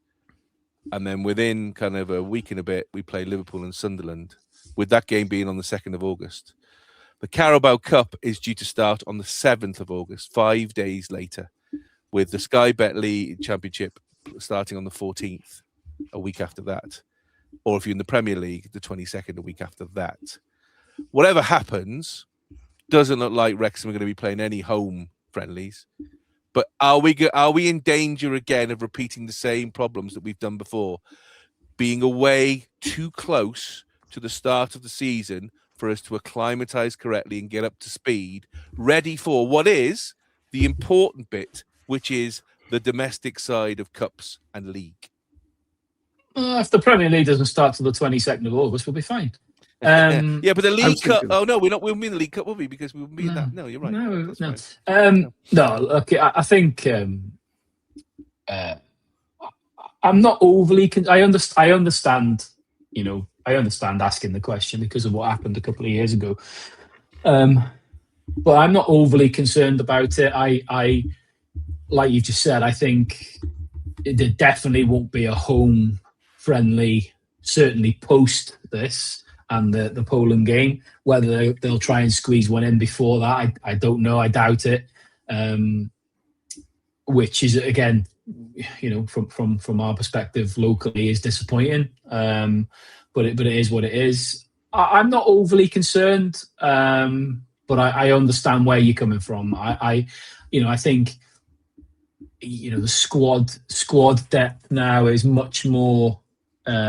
Is much more vast, isn't it, than what we've maybe had in previous years. Even, regardless of what he does in the summer, whatever league we're in, I think we're going to have a good, deep squad to rotate and pick from. So I'm not overly concerned, but I understand where you're coming from. Ultimately, it's for them to learn those lessons, isn't it? I mean, they can't afford to repeat the same mistakes they made a couple of years ago, because that did give us a hangover for the first couple of months of the season. But then I suppose they'd argue that we got promoted at the end of it, so it was neither here nor there, was it? So there you go. Yeah, very, very true. That's right. And there has been some fume online by people from Canada saying, where's the Canada fixtures? The people on the West Coast saying, where's the West Coast? People from the Midwest saying, where's, I get that. I mean, I'm glad because we're not at least traveling across the country. I don't know about you, Jamie, but that one where we were jumping West Coast, East Coast and around, I think that definitely killed the players, because you're jumping time zones and distances as well as everything else. And this is enough of a distance as it is to go from Florida to New York to Philadelphia. That's enough of a jump anyway. Yeah, but won't they be coming down from Vegas if you get promoted? They probably will. That's probably, so they'll probably still be drunk. Absolutely. Yeah, absolutely. You're absolutely right You on won't that give one. a shit about that point. No, exactly. Wrexham AFC co-chairman Rob Mack and Ryan Reynolds will host a first-of-its-kind live commentary event, live from Wrexham with Rob and Ryan, for the club's Sky Bet Championship Welsh derby against Swansea City in the EFL Championship on Friday, March 13th. That's 8 p.m. GMT, 4 p.m. EDT, and 1 p.m. PDT. The broadcast will air from the Stoke Kairas and run alongside the main match coverage. Live from Wrexham with Rob and Ryan will bring fans into the action with a unique matchday experience, featured unscripted match analysis and unfiltered real-time reactions from Mack and Reynolds alongside Sky Sports presenter David Prutton. Driven by humour, candour and behind-the-scenes insight, the live event will blend sport, entertainment and documentary-style insider access in real time. Fans can watch via Sky Sports Football in the UK and on Paramount Plus in the US, according to Sky Sports. The amount of fume, Jamie, that this has created this week has been fantastic to watch. I mean, proper meltdown from everybody that isn't a Wrexham fan. Thoughts on this? Because you and I, Jamie, will be in the game in watching this game live, so we won't hear this. But good idea, do you think, or is this kind of a bit of a step too far for you? I'm intrigued as to where it's come from. I mean, you're right. I mean, it couldn't have boiled any more piss if they'd have tried. I think what has been really funny is the fact that the amount of people that thought that this was going to be the main commentary that they were going to have to listen to, rather than it being like a red button alternative, which was funny. Do you know what? I don't know. I don't know. I'm sure it'll be a laugh. If you can watch it, I suppose if you can watch it and listen to it. I mean, surely Snoop Dogg will dial in, won't he? Because it's one. No, he'll be on another channel doing the same thing with Luka Modric. Yeah, of course you will. Can you imagine that conversation? Snoop Dogg and Luka Modric. That would be funny. I I mean, look, I don't know. I was intrigued when this came out. I mean, it's been funny watching all the fallout from it. I'm not quite sure. It's been done before, hasn't it? The whole kind of alternative commentary thing has been done before. It's not like it's a new thing. Well, normally it's a fan zone, isn't it? They have a fan zone where they have just yeah. normal fans. Celebrities have done it as well. I remember Tim Lovejoy was doing That's it, yeah. Chelsea against Arsenal, and Tim Lovejoy saying it's only Ray Parlour, and then Ray Parlour literally that's it. Yeah. So he's forever known as only Ray Parlour in our house.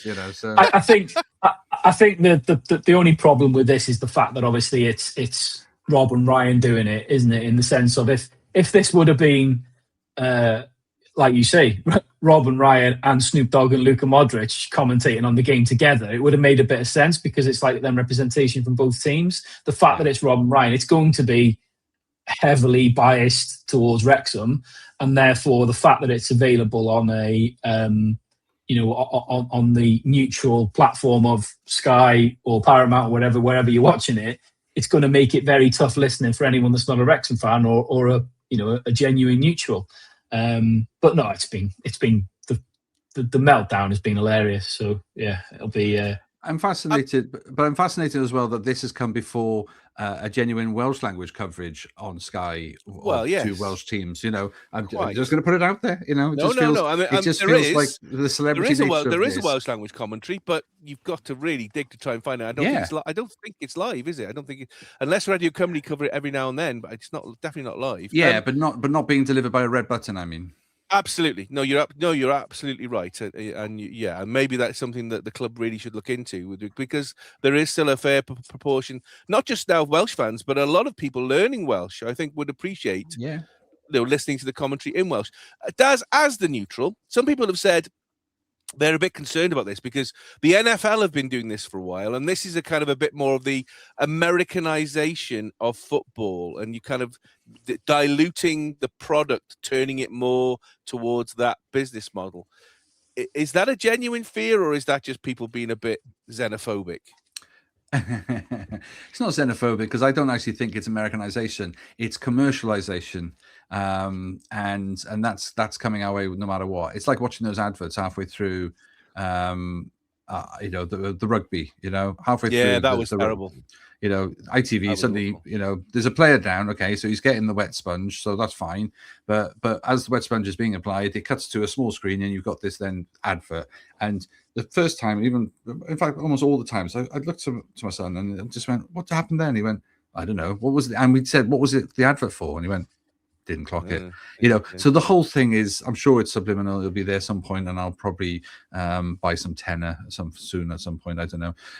But the idea that something is so commercially viable that there's something that there's value, there's money to be made out of it, and that's coming our way. And that's where the American games have always been, used to, because they have quarters or thirds, they have they have timeouts, they have all these component parts where the game stops and just go to a sponsor and come back, go to a sponsor and come back. That's not this game, and that's not and that's I'm hoping that the nature of football means that you can't, because there's just always activity. You can't be able to predict it. But I thought that about rugby, and they conceded. So that's what's going to happen. Whether it's an American model, of course they've done it brilliantly for a while. Well, you're a neutral, 2 Welsh clubs, Friday night. So chances are you might be sitting in front of the telly Friday night. You pop it on. Which commentary do you go for? The standard commentary, or do you hit the red button and go for this? There's probably a curiosity for the first 5 minutes with Rob and Ryan, and then I'll probably go to the actual commentary because I like it. Like I say, as a neutral, I like watching my football. I watch a lot of football, and I like watching it. It's nothing worse than watching it. I was watching one game in the pub recently. The sound was off, and it was just odd. It's weird. It is weird. So I don't like seeing it in a room and not being able to hear what's going on. And I do like good co-commentators who have played the game bring their insight into the commentary. Now, forgive me, but I would say Rob and Ryan's knowledge of the game is still in its infancy, and However, I'd be quietly interested to see what kind of rubbish they'd be talking about, because there's no way. Shock you. No. I'm not. I'm doing them a disservice to say that they wouldn't know anything. My concern would be they wouldn't be able to fill 90 minutes. Following the news that Wrexham AFC Women will return to the Stoke Kairas to face Cardiff City on March 29th, Wrexham have announced a special rate for supporters to attend the final 3 home games of the campaign. Supporters can now secure tickets for home matches against TNS, Swansea City and Cardiff City at a special bundle rate via the e-ticketing website. Pricing for the ticket bundle for all 3 fixtures, £7 for adults and £2.50 for under 18s. That's basically for 3 games for £7 if you're an adult. All supporters who purchase the 3-game bundle will automatically be entered into an exclusive prize draw, including a chance to win VIP experiences and hospitality tickets across the remaining fixtures. Supporters who purchase the ticket will be entered into a giveaway for a pair of hospitality tickets against Cardiff City. In total, 10 winners will be drawn for the clash at the Stoke Kairas. There will also be a draw for a pair of VIP tickets against TNS. In total, 5 winners will be drawn for that match, with the cross-border derby being hosted at Rock. Finally, as a thank you to all Wrexham AFC women season ticket holders and club members, all eligible supporters will automatically be entered into a draw to win a pair of hospitality tickets, and a total of 10 winners for the fixture at Stoke Kairas against Cardiff City. Season ticket holders and members will also be entered into a draw for a pair of VIP tickets, totaling 5 winners for the fixture against TNS. Bundle sales will only be valid to purchase until March the 9th, so get your sales in now, after which all remaining fixtures will revert to a standard match-by-match pricing. Jamie, I think this is a masterstroke, a great masterstroke by the club here.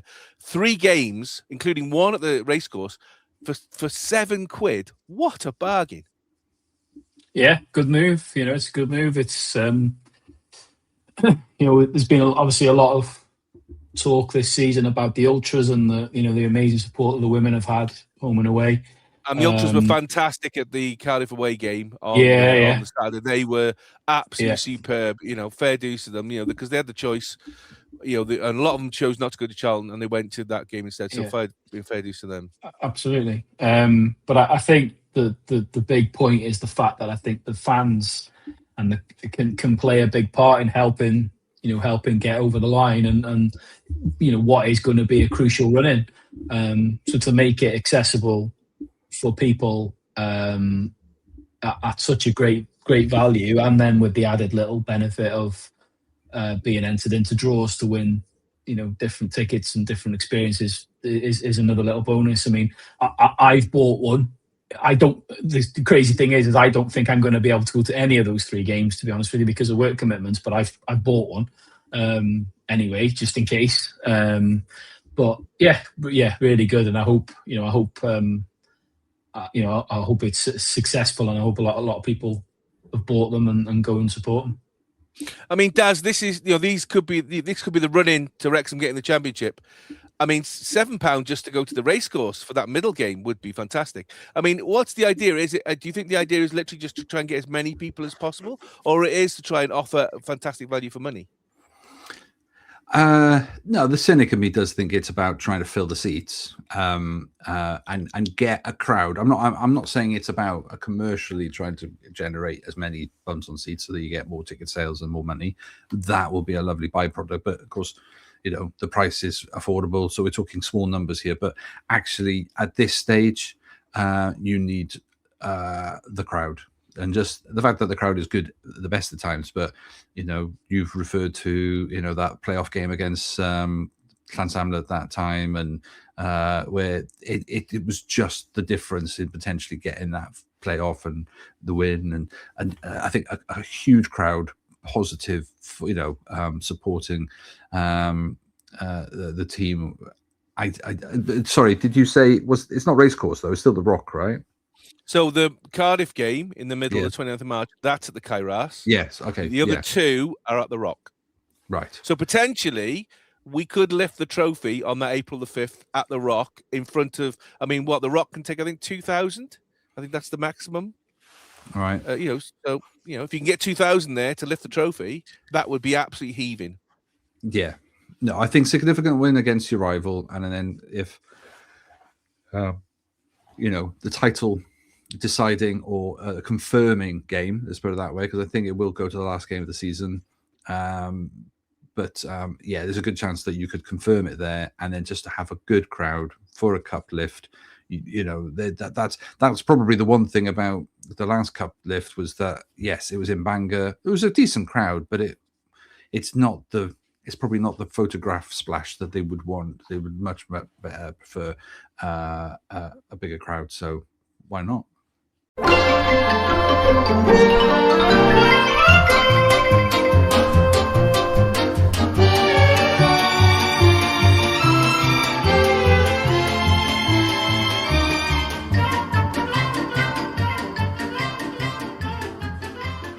Chipper chipping, fryer frying, servers short-changing. It's time for the chip shop. Daz and Jamie are ready to spout forth, so I'll go and get a mop. Let's look at the last week's predictions. We were all rubbish last week. It's official. Jamie, Daz predicted a Wrexham win. I predicted a draw. So they did get the Wrexham win, but unfortunately neither bullseye for Jamie and Daz from that point of view. Cardiff City Women versus Wrexham Women. Jamie and Daz thought Cardiff were going to win this. I thought, again, the draw. But Wrexham, of course, got the win. So nobody got any points on that one. And then Czechia Women versus Cymru Women. We all thought Czechia Women were just going to pip it. But the draw was there. So nobody got any points from that point of view. So 74 games played. Jamie is still top with 48 points. 9 points ahead of Daz in second. And I am 2 points behind Daz in third. But it's still all to play for. It's still all to play for. Did I mention that? So, first into the fryer tonight, it's Montenegro Women. So, Saturday, 7th of March at Parc y Scarlets in Llanelli, 4:30 p.m. GMT. Cymru Women play Montenegro Women, following on from their first game and that draw out in Czechia. Cymru Women are at home in Group B1 to take on Montenegro Women. Montenegro Women are ranked 84th in the world. They were promoted from League C last year and have opened their campaign with a loss at home to Albania on Saturday. The last time Cymru and Montenegro met was in 2014, where Cymru were at home. It was in Bangor at a World Cup qualification where Cymru came away 4-0 winners. Cymru goals, one from Sarah Wiltshire and a hat-trick from Jess Fishlock. And the chips are done. So, Daz, we're at home, Parc y Scarlets, out in West is Best, and all that kind of stuff, apparently. Montenegro, as we said before, it should be the easiest game in this group. Although they scored first against Albania, although Albania managed to run out 2-1 winners in the end. Are you expecting kind of a tough game here, or do Cymru Women really need to now put a stamp on this to say, right, let's get all the, like you rightly said earlier on, forget all the stuff from last year. All those teams are higher ranked than we are. These are the teams now we should be putting the sword to. We need a convincing win. Yeah, and I don't think the Real Wilkinson will accept anything less than that now. I think, as much as the experimentation and trying different teams, I think this will be obviously game 2 in a qualifying camp, so they'll have been together for a few more days. So the training would have been built on a, and I still think that is a positive result. I think they would have come back from Czechia, buzzing from the style of the equaliser, getting it so late in the game. I mean, it would have felt for Czechia like a loss rather than more of a win than a draw for Cymru, definitely, wouldn't it? Totally. I mean, if it had been the other way around, if they were holding on to the end, we absolutely floored, and we'd be having a different conversation. So I think the positivity will be there. I think I haven't heard of any news on major injuries or anything like that from the game. Nobody seemed to limp off or anything like that. So I haven't read anything outside of what we saw on the night. So it feels like this is the one to put the marker down. So the lowest ranked team against us in our home ground. Okay, one of our home grounds.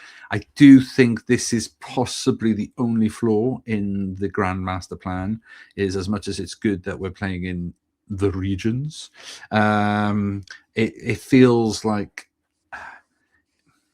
we're not going to have the full impact of, and I know because I live in Cardiff, of course I would prefer it to be at the Cardiff City Stadium, but but as a Welsh nation now, we have kind of adopted that as home ground, and I know that's something that goes against your. No. I have no problem with that. I think more you know. more from my side is they've put it on a. They don't do an international break like they do with the men. So the domestic game will still go on. It's on a Saturday afternoon. Yes, it's FA Cup weekend, but there's still a program of EFL games. So you're already pitting the international game against the domestic men's game. Yeah, but they'll never win that one. They'll never win that one. I think they have to sort of see themselves as an independent thing. Putting it against, putting it against Premier League football. I mean, they have to have breaks for the women's league, top leagues, and most of our players play in that top league. So, there is a break in that play. So they're assuming there's a group of fans that follow the women's game and there's a group of fans that follows the men's game. We know that there's a good number of people who cross between the two. So you're going to have to choose at some point, and you have to choose, at the weekends as well. If you want to go to a away game and see Charlton or something, it's a hell of a trek to come back and then go and watch, the women's game somewhere else. You're being asked to choose between teams all the time anyway. I'm okay with that, but I just think the numbers you'd get at Cardiff would be higher, but that's lazy on my part because obviously it's a heavily populated area and it's easy. I'd be there if I have been to watch them play at Llanelli, and it's a fair old trek to get there and back in a day, in an evening when the game's that late, and the same for the Kairas if we wanted to play up there as well, which we should. Don't get me wrong. We should. I'm lucky on that one because it happens to fall out with the Albania game at the Kairas. I'm up there for work, so actually I will get to see that game, which is fantastic. Otherwise, you're right. It would be a struggle for me to make that trip otherwise. Yeah, definitely. Jamie, because it's Montenegro, Rian Wilkinson has already said she's going to swap keepers in this campaign. So we're not going to have kind of a guaranteed number one. Do you think she's going to make more changes? She's going to bring in, because it's Montenegro, she's going to bring in kind of younger players and give them some more time rather than that heavily stacked, 8 out of the 11 more than 50 caps team that we saw against Czechia? I'd be surprised if there was a lot of changes because, yes, I think there's the expectation for us to win this game for sure. But we've got to be careful not to maybe disrespectful is not the right word, but this is not this is not kind of a San Marino situation where they're like the kind of whipping boys or whatever, is it? This is still an international team that needs to be respected, and you've got to go out and do the job. So apart from anything else as well, I think as we've spoken about, I think the women's team is in a little bit of transition at the minute over the last few games where they've been finding a new identity, and I think she'll want to try and keep as much consistency as possible in the team selection. Granted, I'm sure there'll be a couple of changes to give other players a chance and whatever, but I'd be surprised if there was wholesale changes. So time for the salt vinegar and sauce score. Daz, what's your score prediction for Cymru Women versus Montenegro Women?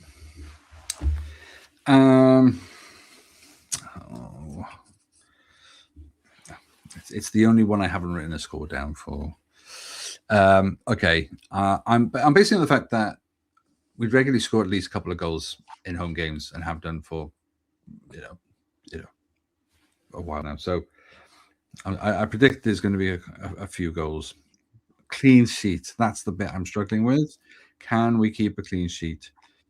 They're gonna come with a low block, aren't they? There's no doubt about that. They're basically going to come and shut shop and try and keep the score at minimum. The hitters on the break. That's what they're going to do. And of course, we're not good with set pieces, and all it means is they just got to put it in there and hope, that the bit of luck lands their way. But come on, Daz, be positive, or shall I just let the heart win?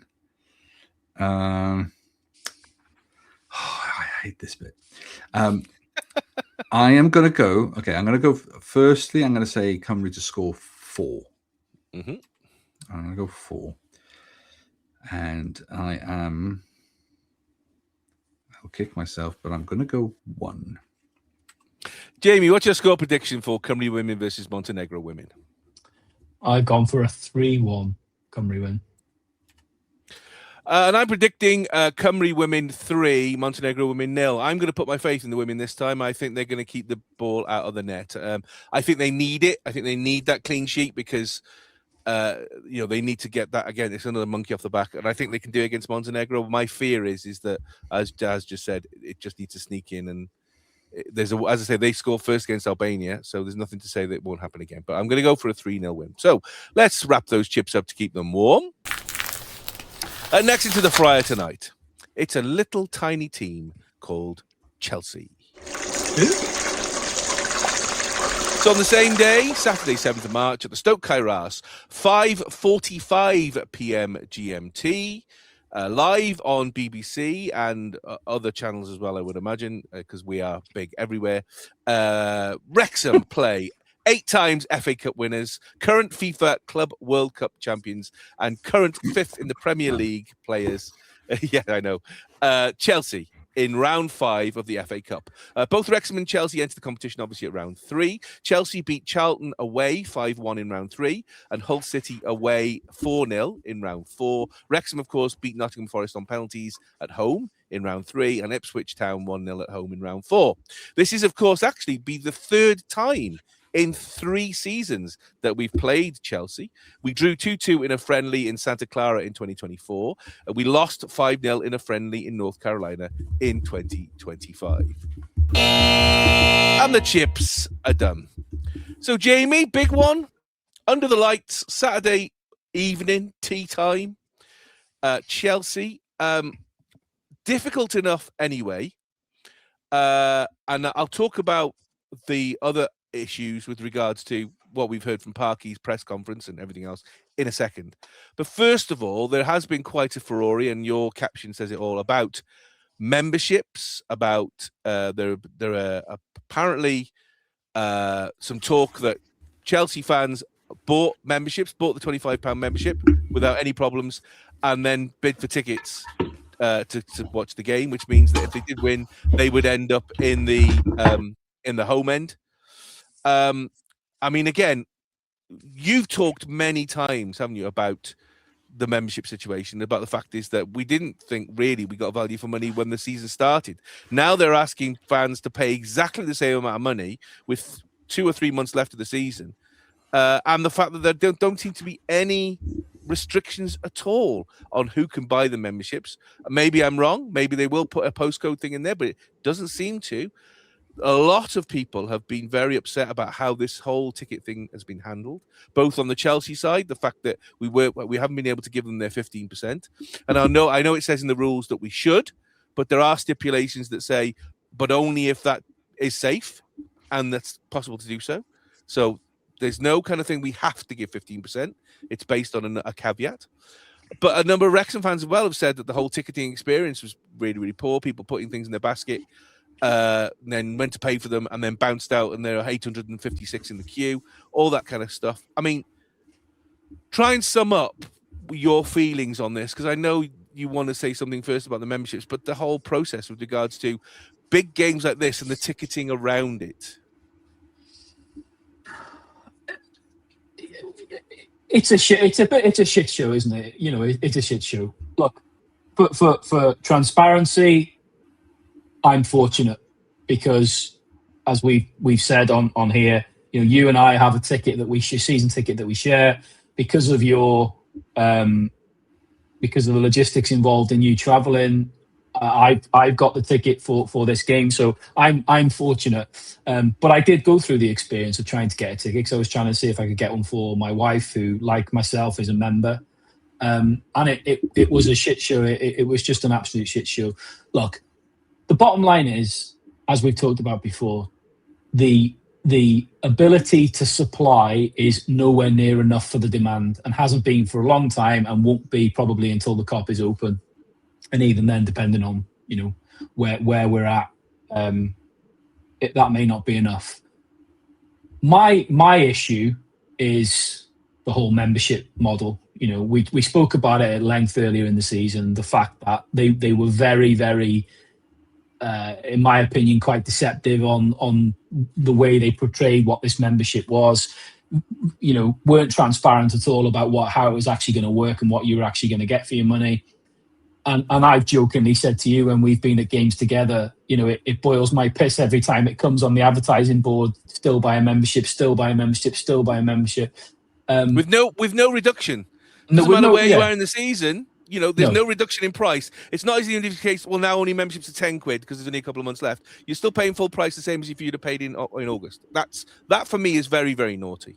It is, and I think what's really disappointing and what's really sad is it's become very evident now that the membership scheme is purely a cash generator. It's a money generator. That's all it is, because without the transparency of you know, like they won't tell us how many members are there for starters. You know, that's information that would be useful to know. The whole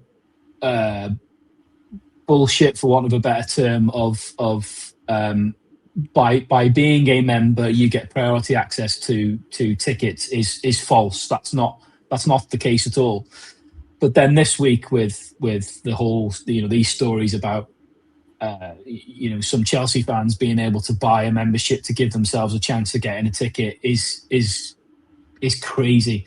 You Because know, I would imagine, Daz, the Chelsea side, it's probably quite strict, isn't it? There will be a strict loyalty scheme with regards to you'd have to have gone to a number of FA Cup matches or a number of matches, away matches, before you could even apply for a ticket for this game. And it's because it's been there for a while, well established. I think you're still suffering from not the naivety of putting this in place, but certainly the just the fact that it's a very young scheme, and so you haven't quite got the history in that same way, I don't think. So I mean, ultimately, I acknowledge the fact that you're never going to please everybody. You know, you're not. And we spoke about this earlier in the season. You know, when the whole ballot thing materialised and it moved away from the fastest finger first for league tickets, and we talked about, at the time, we talked about the pros and the cons and everything else. And the reality is you're not going to please everybody. But I've honestly come to the conclusion that as far as the club are concerned, they know that whatever they do, it's you're going to end up with a lot of unhappy people. So all they've done is try to maximise the revenue they can make from the memberships by just saying they're on sale, they're this much, buy one. And whatever people think they're getting for that, it's not value for money. It wasn't value for money at the start of the season when we talked about it, and it's, as the season's gone on, it's not been value for money. You know, I've had a little bit of luck in the ballot, and I've won a few tickets, but likewise, I know people who haven't been as successful. It just the thought that, and I don't know for sure if this is a thing, but the thought that potentially you could have a Chelsea fan who purchased a £25 membership and then was lucky enough to get one of the available tickets to take a seat in the Wrexham end just because they want to be at that game, over a legitimate local whatever Wrexham fan, is wrong. That shouldn't be a thing. You know, there just needed to be a little bit of common sense applied. I mean, they should have capped the memberships at a certain number and been transparent as to what that number was. And once we've got to this point, that's it for this season. There's no more. I agree with you. If they were going to carry on selling them, they should have probably been a reduced fee, given the point of the season that we're at. But certainly a little bit of common sense around, as soon as like the Chelsea game was announced, it should have been right. Memberships closed at that point to avoid anything like this, or this whole loyalty scheme thing. And I know it's a topic that keeps rearing its head from an away tickets point of view, an FA Cup point of view, whatever it might be. But we seem to be the only club in the country that doesn't have any kind of a. I just don't understand why it's taking so long. There, as you say, there are lots and lots of other clubs who already have loyalty schemes. It's very easy to look at what they do and then adopt the majority of that to fit what we need and just put it in place. I agree, and obviously there's only certain people that can answer that for you. But I've honestly come to the conclusion that they realise that no matter what they do at the moment for tickets, you're going to end up with a lot of unhappy people. If you try and appease one pocket, you're going to piss off everybody else. So I think they've honestly come to the conclusion that we're just going to milk the memberships for as much as we can for as long as we can, because it's obviously generating revenue. And until they're in a position that they've got the seats in the Kop to sell, they know it's going to be a shit show, and I'm just going to, kind of, if you like, bury their heads with it, because they don't seem that there's been no real attempt to resolve it. You'd like to hope that something would happen with the fan advisory board, maybe, but I think that they're a bit, not their fault. I just think they're a bit toothless, to be honest, because the club don't have to listen to what they have to say. So I feel that whole fan advisory board thing, and this is not a slight on the people who are on the board. I think it's massively well intentioned. Yeah, absolutely. I think it's lip service from the club, that whole fan advisory board. I think it's just a tick box exercise. Yes, we're listening to you. Yes, no problem. Yes, we're writing it down. I just don't think it just, like I say, we'll see how many, if any, Chelsea fans were successful in buying a membership and then getting themselves a ticket. But I know, like you've just said, I know of people who had the old school rigmarole of tickets in baskets and it crashing out. I mean, when I went on the site, because like I say, I was trying to get one from my wife. When I went on the site, to start with, I got put in a queue, which was I'd not seen a queue for a long time. That was a blast from the past. And then when I eventually got on the site, it wouldn't work. It was very, very sluggish. I know they were quite crafty with the way that they hid. They didn't show the FA Cup game in the home game section. It was in a separate category. I got to it. I saw availability, but I was never able to actually put a seat in a basket. It was just a mess. And you just think that, we've had quite a few years of this now. And with all the kind of infrastructure and money and facilities that we've got, you'd think it wouldn't be like this anymore. But look, I think it's unfortunately, until that Kop is open, I think this is, it's going to be a problem from time to time. Daz, let's get to the game itself, shall we? So Chelsea coming up with a squad in excess of £1 billion worth of value. In fact, one of their players is worth more than the entirety of the current Wrexham squad. Yes, they've got big games. We saw them against Aston Villa last night, and they won that game, and they did incredibly well. They've got PSG on Tuesday after us. Yeah, we obviously, it creates some kind of thing with regard to we're not quite sure who's going to start, but they've got riches of abundance. I mean, you can't see this being anything but an easy win for Chelsea, surely. No, I mean, it's, again, if we're going to go on stats, if we're going to go on paper, if we're going to go and use all of those numbers, then you can argue that only Premiership teams will ever beat Championship. Championship will only ever beat League One, but that doesn't work. That's the magic of the cup. Yes, their riches are substantial. They have been, though, for many, many months. With all of those riches, whether it was in the previous Russian money or whether it was, the current state of, they haven't really produced anything of note from all that spending. So I do think it has taken them a long time to find, weirdly, I do find this, he's doing a really good job, Rosenio. I was surprised where he'd come from and the route he'd taken, and I understand that obviously he was kind of on the books for Chelsea because of the ownership model that the other clubs that the owners also own. But he has seemed to sort of won the players over. They seem to be playing some competitive, really marked improvement, really. And also he's prepared to play players that have not been, not seen that much game time. So everybody's got a fair chance of getting into the team. So there's a lot, they're kind of playing for their manager at the moment. He dropped their goalkeeper, I think, in the recent game as well, which he did a great job. So would he do that again? The fact that they've got two world-class goalkeepers at that level means they can drop their players, and rotate. So yeah, everything about it screams Chelsea win, because they are a team that's shown some stability and then some better form.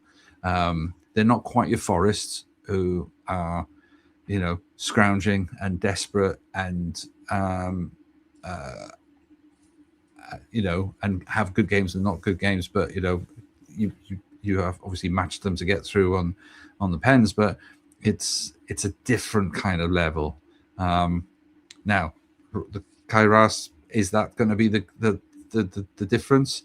I mean, if you were playing at the Bridge, then probably a different experience again.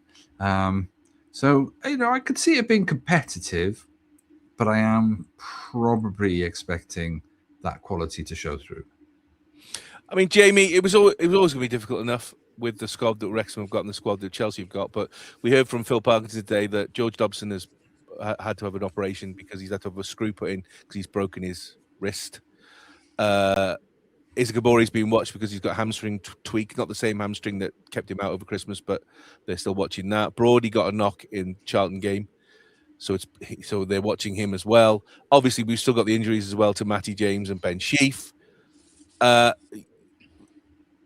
We have to say, though, don't we?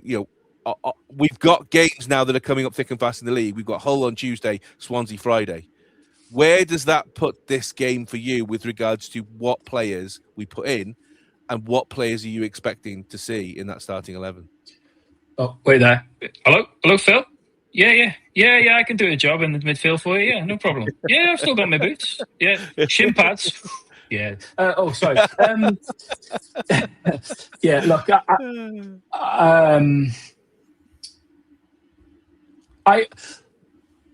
it's a big occasion. It's a big team, and obviously we've spoken in the past about our kind of history in the FA Cup and what the competition means to us. I think we've got to look at it sensibly, though. At this point, for me, I want us to give a good account of ourselves, but we've got to be sensible with the following week. We are in a fantastic position in the league, and as much as it would be fantastic to beat Chelsea and go into the last 8 of the FA Cup, it would be a phenomenal achievement. We have a genuine chance of getting in the playoffs in the Championship and having a shot at promotion. So with that in mind, surely now is the time to really be prioritising that. And then when you add into the mix the injury problems that we've got, particularly in the midfield, particularly defensive midfield, you've got this massive game against Chelsea on Saturday. You've then got 2 massive home games on Tuesday and then Friday. 2 really, really big games. Unlike the last round, I would be flabbergasted if there wasn't some pretty wholesale changes for this team. And by that, I mean Barnett, Longman, Keeler Dunn. I think I would be shocked if this was as close to our, best available 11. Danny Ward in goal? I'm not sure with the goalkeeper. I mean, again, you'd argue and say that's probably the way to go to make sure you don't put any risk to Arthur. But, the problem with that is Danny Ward's not kicked the ball for, when did he get injured? October? Millwall game, wasn't it? Millwall game in the autumn. It's like October, wasn't it? So, he's not kicked the ball in anger. Since then, it would be a massive game to bring him in for. But, look, from my point of view, I trust Parky. The problem he's going to have, I think, is that the players will want to play in this game. Yeah, absolutely. They will want to play in this game because they will want to pit themselves against some of the best players in the world. They will want to go and try and win the game. And Parky does have previous. He beat Chelsea at Stamford Bridge against all the odds. In 2015. So yeah, absolutely. I mean, I'm fascinated to see the team. My gut feeling is this, unlike the last round where I predicted changes and there wasn't that many. I would be flabbergasted if he doesn't make quite a few changes for this game. But look, whatever he decides to do, we'll go for it. I just hope if he goes what you would consider sort of close to full strength for this Chelsea game. I just hope it's not going to cost us too much in the following 2 games next week. So time for the salt, vinegar and sauce Koch. Jamie, what's your score prediction for Wrexham versus Chelsea? Every fibre in my body wants to say a Wrexham win. And if we come back here next week and we do pull off some sort of shock, I will kick myself. But I just can't. I can't see anything other than a Chelsea win. You look at their squad and it is ridiculous. I've watched them a couple of times recently, and no matter what team they put out, I mean, it's highly likely Liam Delap will be playing up front, for example. But okay, he's not been great in the Premier League this season, but he scored 25 goals in the Championship for Ipswich last season. So, and whatever team they put out is going to be a strong one. I think and I hope we will score first just to get bums off seats and have a little bit of excitement. But I think in the end we just won't have enough, and I think we'll lose 3-1. Daz, what's your score prediction for Wrexham versus Chelsea? Yeah, I'd written 3-1 as well. So I have to change it. I can't just keep matching him, even though it's obviously what's going to be the bloody score. Let's go 3-0 Chelsea.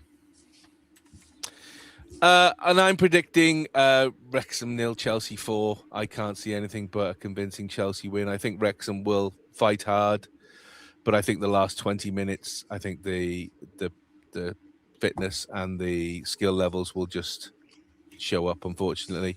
Even though we've got lots of connections with Chelsea, I mean, arguably one of Wrexham's greatest managers, John Neal, went there. Obviously, Joey Jones went there. Mickey Thomas went there. So it'll be a great night to remember Joey for both sets of fans, which I'm sure they will. I just think it's just too much. And I'm not. Although 4-0 I'd love it to keep a low score. I just can't see it. At the end of the day, we've done brilliantly to get this far. And I just think, as Jamie says, I think we just need to concentrate on the league now. So yeah, it'd be great night out, but out the cup we go. So let's wrap those chips up to keep them warm. Next into the fryer tonight. Oh, it's a meal we know quite well. It's Cardiff City Women. So Sunday, 8th March, Park Avenue, Aberystwyth. The glory that is Park Avenue, Aberystwyth. 4:30 p.m. GMT. Versus Cardiff City Women live on Scorio on S4C.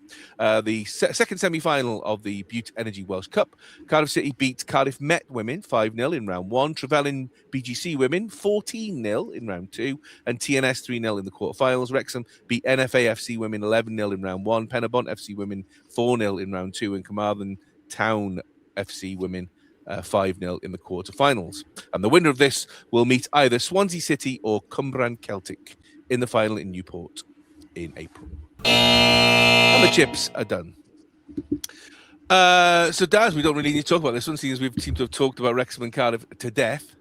Are you expecting anything different apart from another Wrexham win, or do you think Cardiff are going to finally make that breakthrough and get a result here and possibly their only chance of silverware this season? Well, I was about to say that. I think this might have now just turned a little bit towards Cardiff's attention as the only silverware, because not that they're out of the league. Of course, they're not out of the league, but it's. I would imagine if you win this game, you are through to the final to against an opponent that you'll probably feel more confident in beating, and so the cup. I'm not saying the cup is yours if you the winner of this, but you would gotta feel that your favourites going into that game. Curiosity will be, how do they play this? Will they play the same teams? Because that's what's happened for the same, the last couple of games. They're missing the couple of players, or do they drop players, or do they keep this, the same squad? That's going to be the clincher. So it's. I don't think they're going to change their tactics. I don't think they'll change their style of play. I think both teams went for it, and I think it's just those energy levels we talked about. I think if Cardiff can find the positivity and the commitment, the drive to just and hopefully this time, if you're hurting twice, they really will come out firing, because I just found that extraordinary. So I'd imagine this one's going to be a little bit closer. So time for the top vinegar and sauce cork. I'll go first this time. I think it's going to be Wrexham Women 2, Cardiff City Women 1. I think Wrexham, I can't see a difference in display from Wrexham Women. They were confident and they had the measure of Cardiff. Cardiff had no answer. The Cardiff on Saturday, they front loaded their players. They put Fiona Barry on. Only really bringing Michaela Cook on really made the difference for them. So possibly Michaela Cook will start in this one, but I can't see any difference. So I can see this being a Wrexham win and through to the final. Jamie, what's your score prediction for Wrexham Women versus Cardiff City Women? Yeah, after saying last week that I thought Cardiff would come back and win, with the performance Wrexham put in, it's hard not to back them. So I agree with you. I'm going to go for Wrexham win as well. I'm going to go for a repeat of last week, 3-1. Daz, what's your score prediction for Wrexham Women versus Cardiff City Women? On the basis that I just think Cardiff have to improve, I'm going to go for 3-2 to Wrexham. So let's wrap those chips up to keep them warm. And last into the fryer tonight, it's Hull City. So Wrexham back in league action for a midweek game, Tuesday 10th of March, Stoke Kairas, kick-off 7:45 p.m. GMT versus Hull City. Wrexham and Hull City have already met twice this season. August in round 1 of the League Cup at home, a 3-3 draw. Wrexham win 5-3 on penalties. And then at Hull in the league, where Wrexham lost 2-0 in a very dominating display from Hull. Hull were 6th in December when we played them and have continued to hold that position, currently 5th with 18 wins, 6 draws, 11 losses, goal difference of +7 and 60 points, 3 points ahead of Wrexham in 6th. So if Wrexham win this game, obviously Hull do play, to be fair, on Saturday. So, but potentially if Wrexham win this, they could swap places with Hull and go into 5th with a better goal difference. And the chips are done. So Jamie, as you said earlier, we both said earlier, although Chelsea, FA Cup, lovely, this really is the one where we need to focus on, isn't it? Yeah, definitely. I think I know broken record. I know we say this all the time, but trying to offer a prediction for this, the second game of 2 is always tricky. But for a slightly different reason this time round, because like we just discussed, we've no idea what kind of team Parky's going to put out against Chelsea. If it is close to full strength and they go balls out, is that going to be detrimental to this game? My gut feeling is, or my feeling is that from these 2 big home games we have next week, obviously this one and then the one which we'll talk about next week against Swansea, I just think if we want to try and get over the line and secure one of these playoff spots, I think we've got to be taking 4 points from these 2 games. And for me, I'm gonna hope that the win is against Hull. I just think we've got to make a statement. I think Hull are a closer competitor to us for a playoff spot. We were poor against them at their place. Let's be honest, we got away with one when we beat them in the Carabao Cup earlier in the season. So I think it's important that we put in a decent performance and hopefully get a victory. I mean, Daz, Hull City's last sort of set of results have been quite erratic, haven't they? I mean, draw to Watford, lost to Bristol City, lost to QPR, but then beat Derby County 4-2. I mean, is this a must-win for Wrexham? I mean, I'm sure they're all must-wins at this point, but is this a kind of must-win for you? I suppose I'm not saying it's a must-win. I don't think losing this isn't going to completely derail you. I think obviously you've got that buffer, so it makes a difference. I don't know, because these are the teams where it will be challenging. It's going to be close. I think Wrexham will be pleased if they don't lose. I think coming away, having not lost this game will be the baseline that they'll want. But with the recent games, the form they've had, and Jamie said earlier, you can't always put anything in placings in leagues around. Certainly at this stage, the league position is based around the whole league, whereas actually what we're really fussed about is how well they've been playing in the last couple of weeks and with the current squad and the current fitness. But you've got a team here who have had their moments. Like you said, there's some disappointing results in there as well, but they have won against teams around them as well. So it's going to be close. I think this one's going to be really close. Whether it's an absolute disaster for your aspirations to lose, no. But I think maintaining this good run would really be on the front of their minds, I think, as a coaching staff. And I think not losing will be the key thing. So time for the salt vinegar and sauce score. Jamie, what's your score prediction for Wrexham versus Hull City? It's going to be tight, I think. I'm going to go for a 2-1 Wrexham win. Daz, what's your score prediction for Wrexham versus Hull City? Again, why are you just looking at my notes and just saying what I've written? Just say the same, and then we'll both be right. But that's not how the game works. Yeah, but hang on, Daz, should you be looking up or should you be looking down? Should you be looking to think you need to beat me? No. Jamie. I'm always half full, mate. I'm looking up. I'll remember that if you come third. Just remember, I will remember what you've just said. You would love it, would you? You would love it. I love it. I love it for beat you. I love it. Yeah. No, absolutely. I mean, I'm going all out to win, and therefore, if that leaves me exposed to losing, then I had a great time trying. Okay, the other score I'd written next to it, and I'm going to go for it. I'm going to go for 1-1. Nice. And I'm predicting Wrexham 2, Hull City 2. I predicted the draw as well. I think it's going to be quite close. I think Hull City are going to come with, knowing what they need.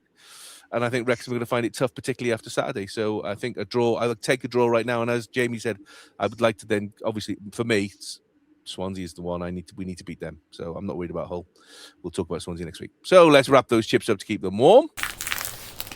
And we'll be looking at all 4 of these games in next week's pod.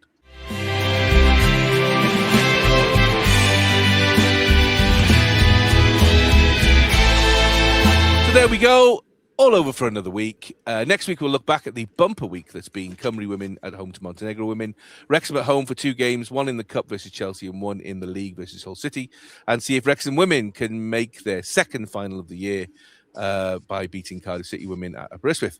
We also look forward as the season hots up, where Wrexham are again at home on a Friday night versus Welsh rivals Swansea City. Wrexham Women are back at the Rock versus TNS Women, and Wrexham travel to London midweek in their rescheduled game versus Watford. Please let us know by the usual channels on social media, YouTube, Spotify, tie a message to a kite's tail or stick it to a fish and get the fish to swim upstream to deliver. Any way you want to deliver a message to us, be fine, because we always like to hear your messages, and your comments and whatever. My thanks, as always, to my 2 co-hosts who've done sterling work again this week in getting everything completely and utterly wrong. Thank you, Daz. Yeah, I'm on an absolute roll. Let's see how I can keep that form up. Thank you, Jamie. My pleasure. I bought you a membership for your birthday. I hope you appreciate that. Thanks. I can't wait for next season's memberships. That's all I can say. Yeah, exactly. Well, they're going to be. I mean, they'll be worth as much as this year's. I'm sure. Of course. As always, I've been Welshtechie, and I say it even more this week because we've got national and international interests. Come on, Cymru! And come on the town.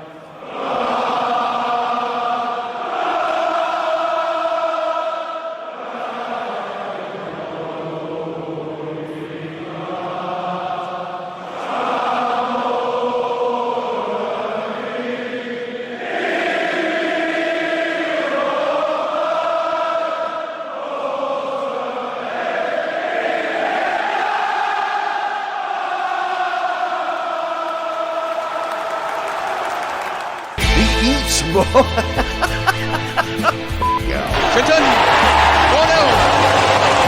Thomas, after like a goal. That's number 5. Plays it through to Bellamy. Craig Bellamy. It's 2-1 Wales.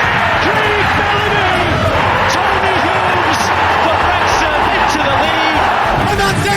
Wrexham are champions! Wrexham are champions! Wrexham are the FA Trophy winners 2013! Alex Cross, great ball! Equaliser! Elliot Lee! Back to back to back promotions. Can you believe it? The Eat More Chips Podcast.